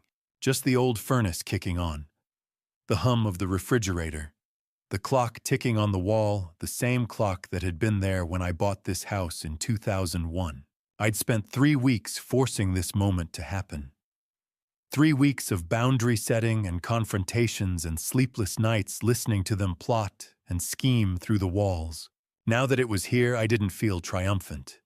Didn't feel victorious.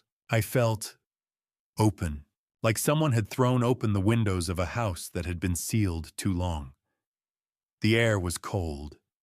November air, sharp, but clean. For the first time in 18 months, I could breathe. The first night alone, I unlocked the bedroom door. Then realized I'd locked it out of habit, not necessity. No one was going to try the handle at 3 in the morning. No one was going to rifle through my wallet while I slept. No one was here at all. I left the door unlocked. Open even, just a crack.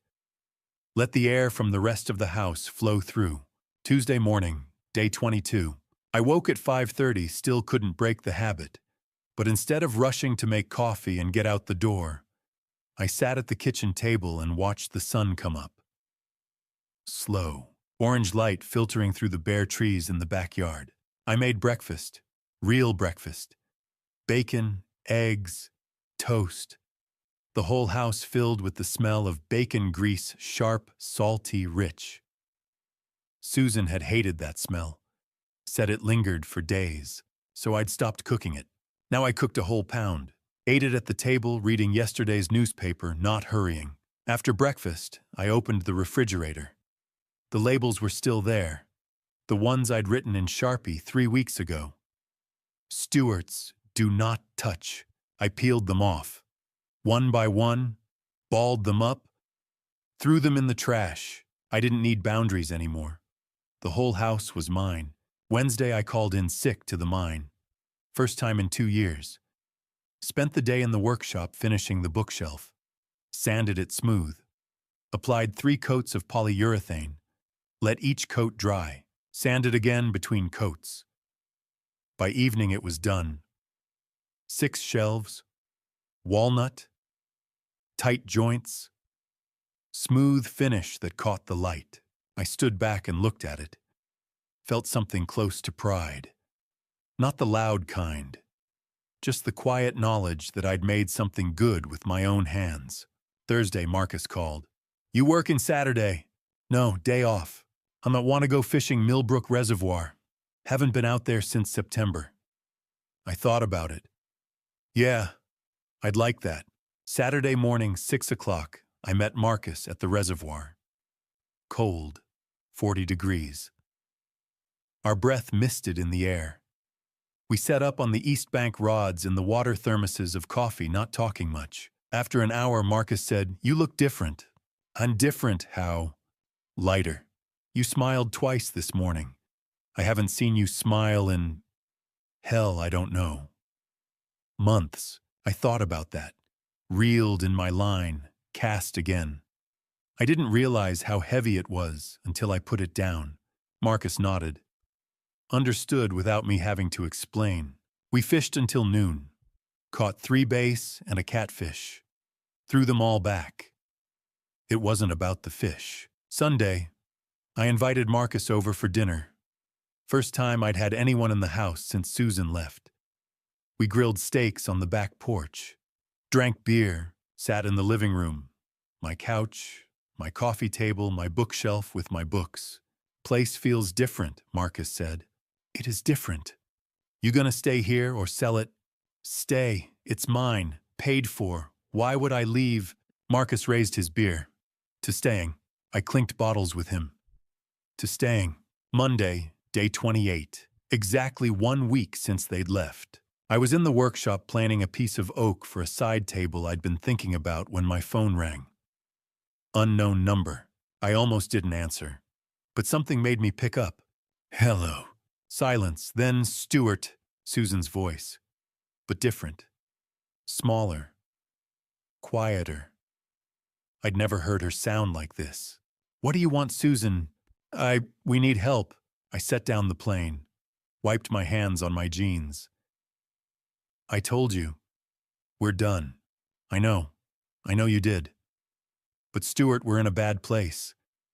The apartment we found, it's 2 bedrooms, but we're splitting it 3 ways. Me, Lydia, and my mother. Dorothy's living with you. She lost her house. Casino debts. The bank foreclosed. She has nowhere else to go. I almost laughed. Almost. Sounds like a pattern. Don't. Her voice broke. Please don't. I waited. The landlord wants $2,000 for the deposit. We have $900. We're short. And Lydia's job doesn't start for another 2 weeks. I'm trying to get more hours at the library, but they're cutting back and... Susan, she stopped. Why are you calling me? Because I don't know who else to call. Because we're desperate. Because you need money. Silence. That's all I ever was to you, wasn't it? A bank account with a pulse. That's not fair. Fair. I kept my voice calm. Level. You drained $80,000 from me. You tried to refinance my house without my knowledge. You let your daughter's boyfriend live in my home for 6 months without telling me. And now 1 week after you leave, you're calling asking for more. It's just $2,000. A loan. I'll pay you back. No. Stuart, please. I'm not your solution anymore, Susan. I'm not your safety net. I'm not your backup plan. Figure it out yourself. Her voice changed, got harder. I thought you wouldn't actually cut me off completely. I thought that you'd care. I cared for 18 months, and you used every day of it to take advantage of me. I'm done caring. You're being cruel. I'm being clear. There's a difference. Another silence. Longer this time. Then, I was wrong about you. I thought you were kind. I am kind, just not to people who steal from me. If that's how you want to remember this, Susan, I cut her off. I don't want to remember this at all. That's the point. She hung up. I stood there holding the phone for a minute, waiting to feel something. Guilt, maybe. Regret. The pull to call her back to send the money to fix the problem like I'd always done. Nothing came. I set the phone down, picked up the plane, went back to work on the oak. That night, I sat at the kitchen table with a notebook and a pen. Wrote a list. Things I want to do. Learn new woodworking patterns, dovetail joints, inlay work. Fish more often, once a week, maybe twice. Visit Nathan in Colorado, haven't seen my son in 3 years. Fix the back porch steps, been meaning to for 2 summers. Read more Louis L'Amour books, sitting unread on shelf. The list wasn't long. 5 things. Simple things. Things I'd been putting off because I was too tired, too stressed, too busy dealing with Susan and Lydia and the endless drain of money and energy and time. Now I had time. Now I had energy. Now I had my life back. I looked at the list. My handwriting. My goals. My future.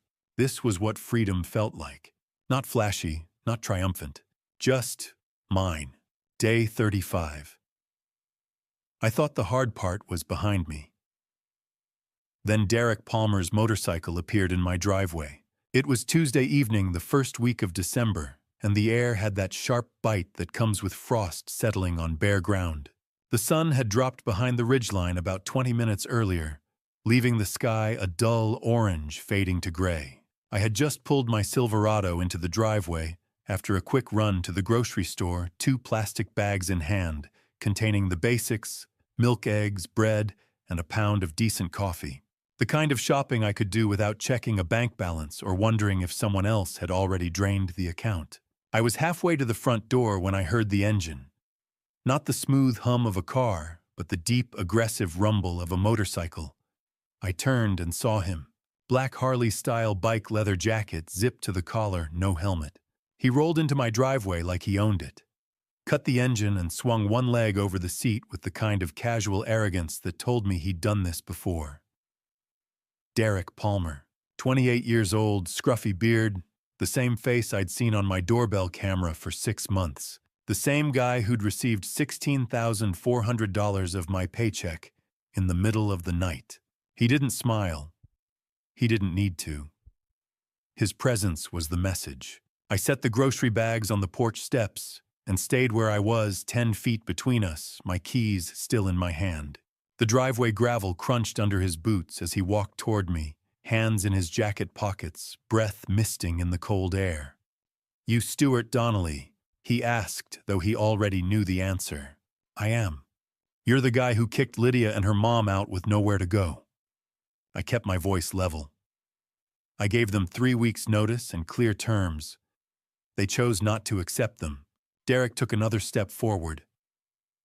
"You think that makes you right? You think kicking family to the curb over money makes you a good person? I think draining $80,000 from a joint account and hiding a boyfriend in my house for 6 months without permission doesn't make you family." His jaw tightened. "You owe them." "I owe nothing. I already gave $80,000. That's 10 months of underground labor at 950 feet. You got 16,400 of it. I have the statements." He didn't deny it. He just stepped closer, close enough that I could smell cigarette smoke on his jacket. "You're going to fix this, old man. You're going to give Susan the $2,000 she needs for that deposit. And you're going to apologize for being a selfish piece of—" I pulled my phone from my pocket, unlocked it with my thumb, and tapped the green phone icon.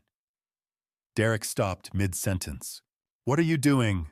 I held up one finger, put the phone to my ear, and heard the click of the line connecting. 911, what's your emergency? Katum. This is Stuart Donnelly, 207 Maple Ridge Road. There's a man on my property threatening me. I'd like an officer sent out. Derek's eyes widened. "You're calling the cops?" I ignored him. The operator's voice was calm and professional. "Are you in immediate danger, sir?" "Not yet. But he's standing in my driveway making threats and he's not leaving." "Can you describe the individual?" "A male, late 20s, black leather jacket, riding a black motorcycle. His name is Derek Palmer." Derek swore under his breath, turned and walked quickly back to his bike. He threw one leg over, fired up the engine, and glared at me from across the driveway. "You're going to regret this, old man." Then he twisted the throttle, spun the rear tire hard enough to leave a black streak across the gravel, and roared out onto Maple Ridge Road. The sound faded into the distance, but I knew he hadn't gone far. The operator was still on the line. "Sir, is the individual still on your property?" "See, he just left. But I have video evidence of him entering my home multiple times over the past 6 months, without my knowledge, and I'd like to file a report." "Officers are en route. Stay on the line until they arrive." I sat on the porch steps, phone in hand, groceries beside me, and waited. 8 minutes later, 2 patrol cars pulled into my driveway, lights flashing but no sirens. Officer Reeves stepped out first, a solid man in his 40s, with a buzz cut and a no-nonsense expression.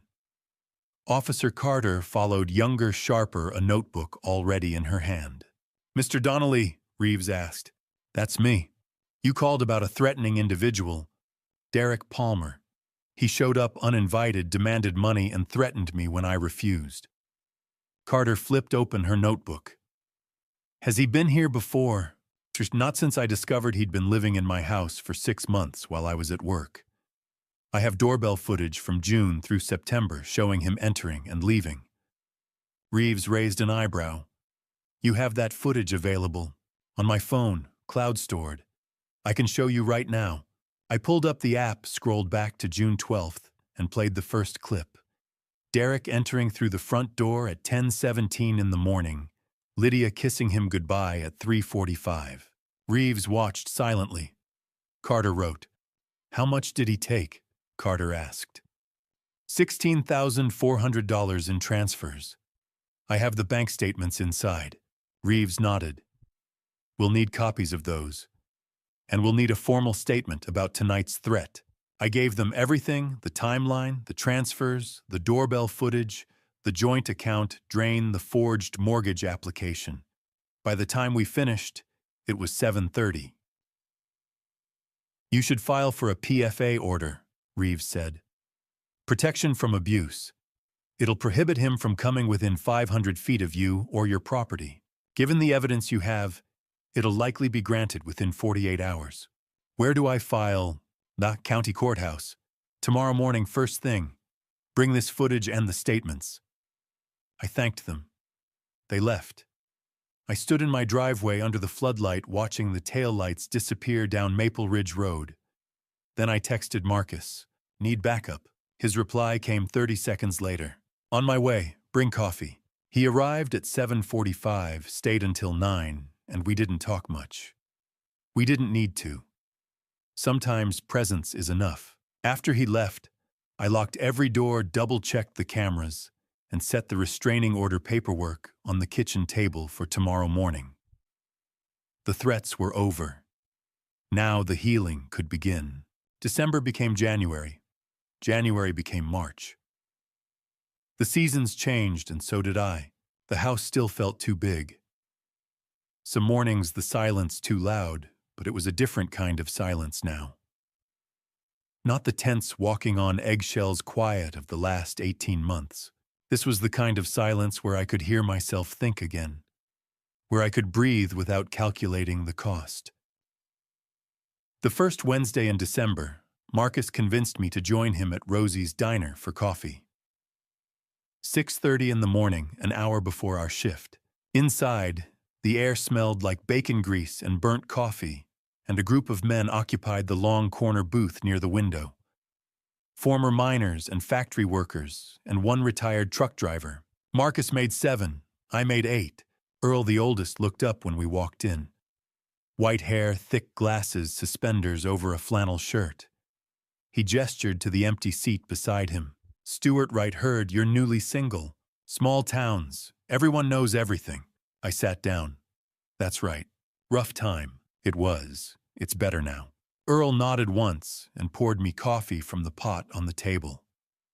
Nobody pushed for details. That was small-town courtesy. They accepted me. That Wednesday morning ritual became an anchor. Coffee, eggs, and toast for $6.50, 45 minutes of talk about sports and weather and grandkids. Then we'd head to the mine. Simple. Grounding. Exactly what I needed. Mid-December, I started working on the birdhouse I'd abandoned 2 years earlier. I spent a weekend sanding, assembling, painting it a deep barn red. I mounted it on the oak tree in my backyard, 15 feet up, facing east. By mid-January, a pair of cardinals had moved in. I'd watch them from the kitchen window every morning, while my coffee brewed 2 bright red flashes against bare branches. It was a small victory, but it mattered.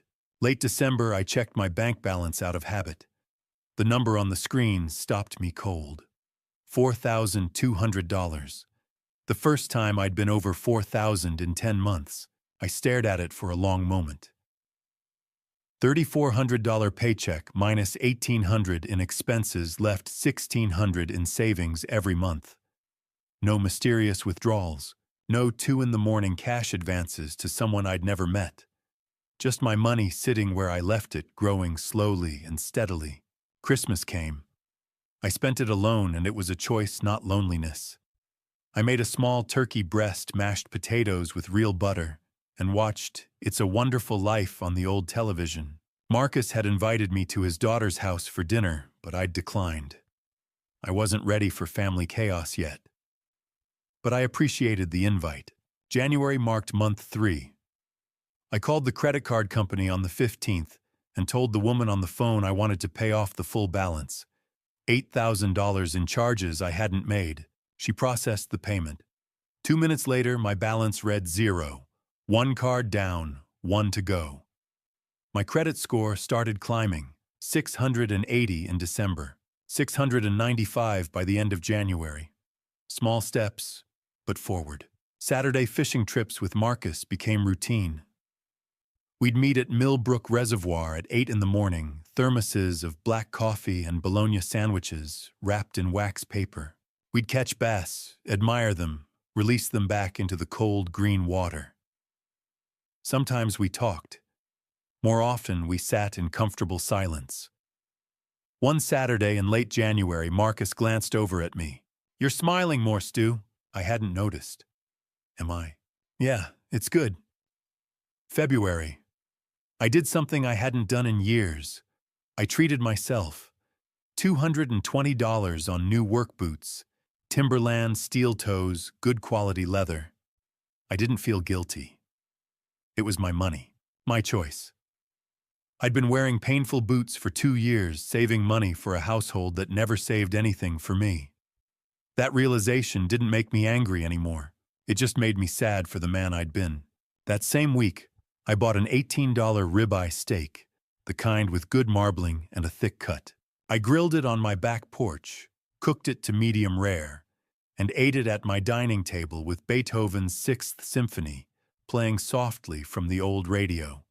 Susan had hated classical music. I loved it. I was reclaiming my own tastes piece by piece, meal by meal. March brought Tommy back to work. 6 months of recovery, a titanium rod in his femur, and a slight limp he'd carry the rest of his life. At lunch, he sat down across from me. "Heard you had your own cave-in at home, Stu." I smiled faintly. Roof came down. "But I'm rebuilding." "Good man. Life's too short to live in unstable tunnels. Mining wisdom. The best kind." Mid-March. I went to the doctor for a routine checkup. When he finished, he looked at me over his glasses. "Whatever you changed, Stuart, keep doing it." My weight was down 15 pounds. My blood pressure had dropped. I was sleeping 7 hours a night instead of 4 or 5. The chest pain was gone. Late March, I realized the last call from Susan had been 89 days earlier. No calls since. No texts. I hadn't thought about her in weeks. Not with anger. Not with regret. I just hadn't thought about her. That I understood was what healing looked like. By the end of month 4, my savings account held $8,400. I had $12,000 left in debt. My house was fully mine. My car was paid off. My income was steady. Financial stability had been restored. By April, I'd stopped checking my phone for her name.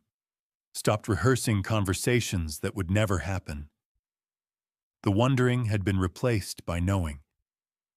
I was 62 years old. I'd spent 38 years underground, 18 months in a broken marriage, and 3 months learning what peace actually felt like. It felt like morning coffee without tension, like fishing without checking the time, like sleeping through the night. It felt simple, and simple, I was learning, was underrated. 8 months, 2 seasons, long enough to forget some scars, not long enough to forgive them.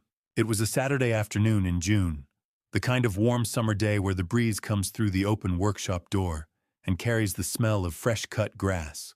75 degrees clear sky, not a cloud. I was finishing the oak bookshelf I'd started back in month 1, the one I'd abandoned when everything fell apart. 6 shelves, hand-sanded mortise and tenon joints, the kind of craftsmanship you can't rush. The radio played Tom Petty, and I was content. Truly content. The knock on the screen door was soft, hesitant. I looked up and saw a woman standing outside. It took me a full second to recognize her. Susan, but different. Her hair was pulled back in a simple ponytail, gray streaks she'd stopped covering. No salon dye, just natural aging. Her face was lined and makeup-free, the kind of tired that settles into skin after months of hard work. Her hands were rough and red and chapped nails, short and unpolished. She wore faded jeans that looked like they'd come from Goodwill, a plain t-shirt, and worn sneakers with frayed laces. Everything about her body language was different. Defeated. Humble. I set the sandpaper down and removed my glasses. Susan. "Hi, Stuart, can I come in?" I hesitated, then nodded and opened the screen door. She stepped inside, her eyes sweeping the organized tools, the half-finished projects. "You've been busy. Staying busy helps." I gestured to the old workshop stool near the window. She sat. I leaned against the workbench. "How did you know I'd be here?" "Saturday afternoon. You always loved your workshop." "Still do." She folded her hands in her lap, then held them out toward me, palms up. "I'm not here for money." "Okay. I'm working 2 jobs now. Morning shift at Valley Diner 6 to 2. Evening housekeeping at Budget Inn 4 to 10. That's hard work." "It is." She turned her hands over slowly, showing me the damage. Rough skin, cracked and calloused from scrubbing and dish soap. My hands are always sore. I come home and there's nothing left. No energy, no money, just empty. She paused. "That's how you felt, wasn't it? For 18 months. Coming home empty." I nodded once. "Yes, I understand now. What you meant. About boundaries. About being used. What changed? Working 70 hours a week just to make rent and groceries. Counting every dollar. Choosing between gas and food. Lydia and I, we fight now. About money. Lydia works at Target. $15.50 an hour. Derek left her 2 months after we moved out. The second she couldn't send him money anymore. "I'm sorry to hear that." Susan looked at me surprised. "Are you really?" "I'm sorry she got hurt. I'm not sorry the situation ended. He was using her the whole time. Just like..." She stopped, swallowed. "Just like we used you." It was the first time she'd said it that plainly. Her tears started then, not the manipulative kind I'd seen before, but the exhausted kind. I'm not asking to come back. I know that door is closed. I kept my voice gentle. It is. I just needed you to know that I see it. What we took from you. Thank you for saying that. Are you happy? I looked around my workshop. The organized tools, the half-finished projects at my own pace, the screen door open to my yard, my house, my life. I'm better than okay, Susan. I'm free. She nodded and the tears fell. I hope you find someone. Someone who deserves you. I'm not looking, but thank you. A long silence settled. Susan stood. I should go. I just needed to say it. Face to face. I'm sorry, Stuart. Truly sorry. I believe you. I think you're sorry now. I wish you'd been sorry 10 months ago. But growth happens when it happens. We walked to the door together. Susan paused at the threshold. For what it's worth, I did love you, at the beginning. I answered honestly. I know, I loved you too. But love without respect isn't enough. She stepped outside, turned back once. Take care of yourself, Stuart. You too, Susan. I mean that. I watched her walk to her car. A 2008 Honda Civic, faded blue paint, dented bumper rust spots along the wheel wells. She got in, and the engine coughed twice before catching. She backed out, slowly waved once through the window. I raised my hand in acknowledgement, not invitation. The car turned onto the street and disappeared.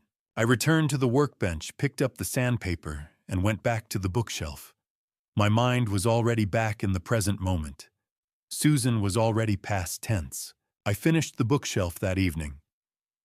6 shelves, hand-sanded, stained dark walnut sealed with 3 coats of polyurethane. It would go to Oakdale Library on Monday. A donation, something made with my hands that would serve the community.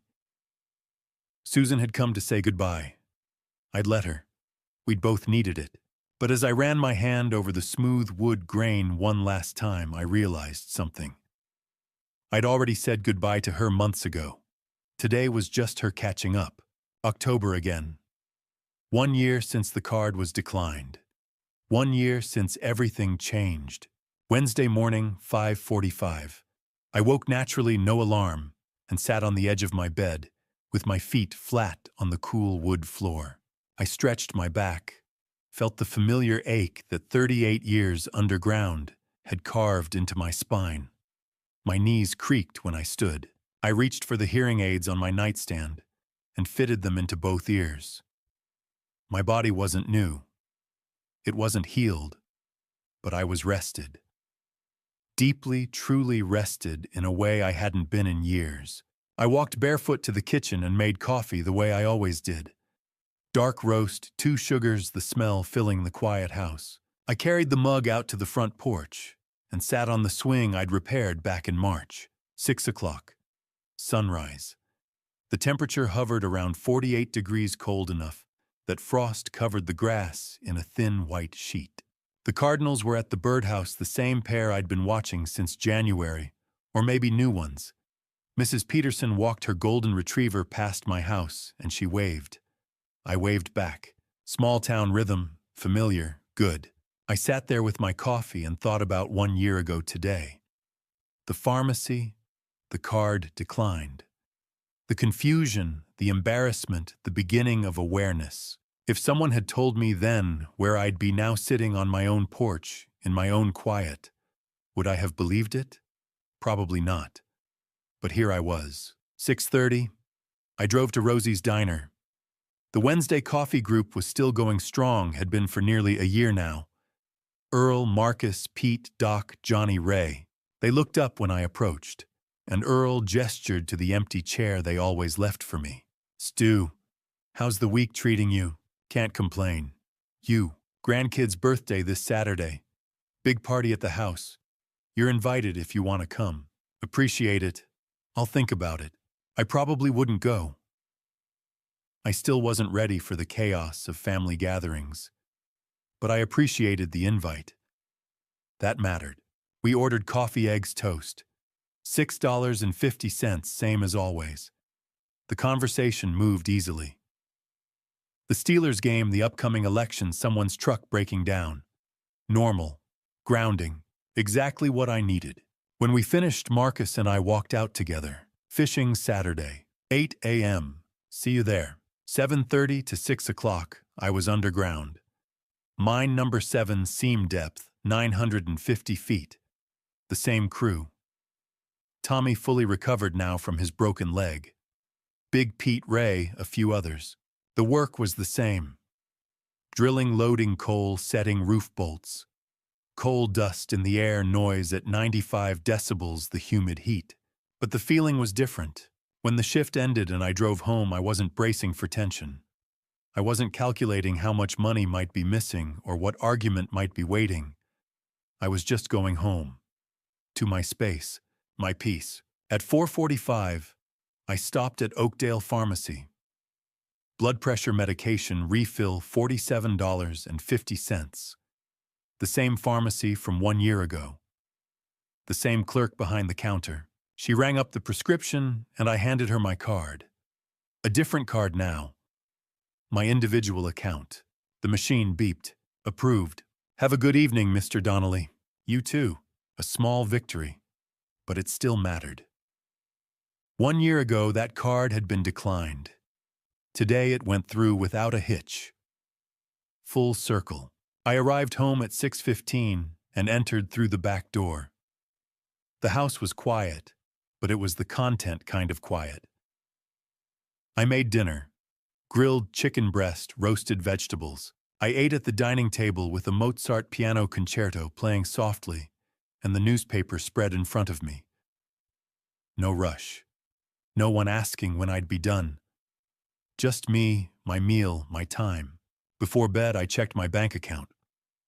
Savings $23,600. Debt zero.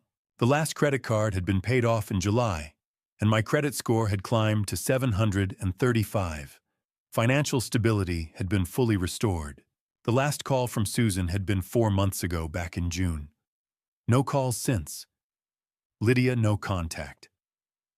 I realized I hadn't checked my phone anxiously in months, hadn't monitored my accounts obsessively, hadn't braced for disaster. The trust had been rebuilt, not in other people, but in myself. At 9, I finished for the night and returned to the house. I showered, changed into clean clothes, and picked up the book from my nightstand. Lonesome Dove. I read 30 pages, set the book down, turned off the light, and closed my eyes. Morning would come again. Mine work, coffee group, workshop projects, fishing with Marcus on Saturdays. Simple routines that added up to a life I'd chosen, not one that had been chosen for me. My hands, my life, my choice. Tomorrow, I'd wake, make coffee, watch the sunrise from the porch swing. And that would be enough. If you've stayed with me through this family story until the very end, I want to say something important. I'm not a hero. I'm just a 63-year-old coal miner who finally learned to say no. God gave me 38 years underground and 1 year above ground to figure out what mattered. Took me long enough. This family story isn't about winning. It's about surviving with your dignity intact. When I look back at those 18 months, I see a man who confused love with obligation, who thought providing meant sacrificing everything, including himself. Don't be like me. Don't wait until your account hits zero and your chest tightens 950 feet underground before you realize you've been living someone else's life. Some people called this dad revenge, but revenge implies I wanted to hurt them. I didn't. I just wanted my life back. That's not revenge, that's self-preservation. The hardest lesson I learned: boundaries aren't cruelty. Saying no isn't abandonment. And walking away from people who drain you isn't selfish, it's survival. This dad revenge story is simply about reclaiming what was mine all along. In my view, family isn't a title you're born with. It's earned through respect, honesty, and mutual care. Blood doesn't give anyone the right to bleed you dry. If this family story resonates with you, or if you've ever felt like someone's personal ATM, I'd love to hear your thoughts in the comments below.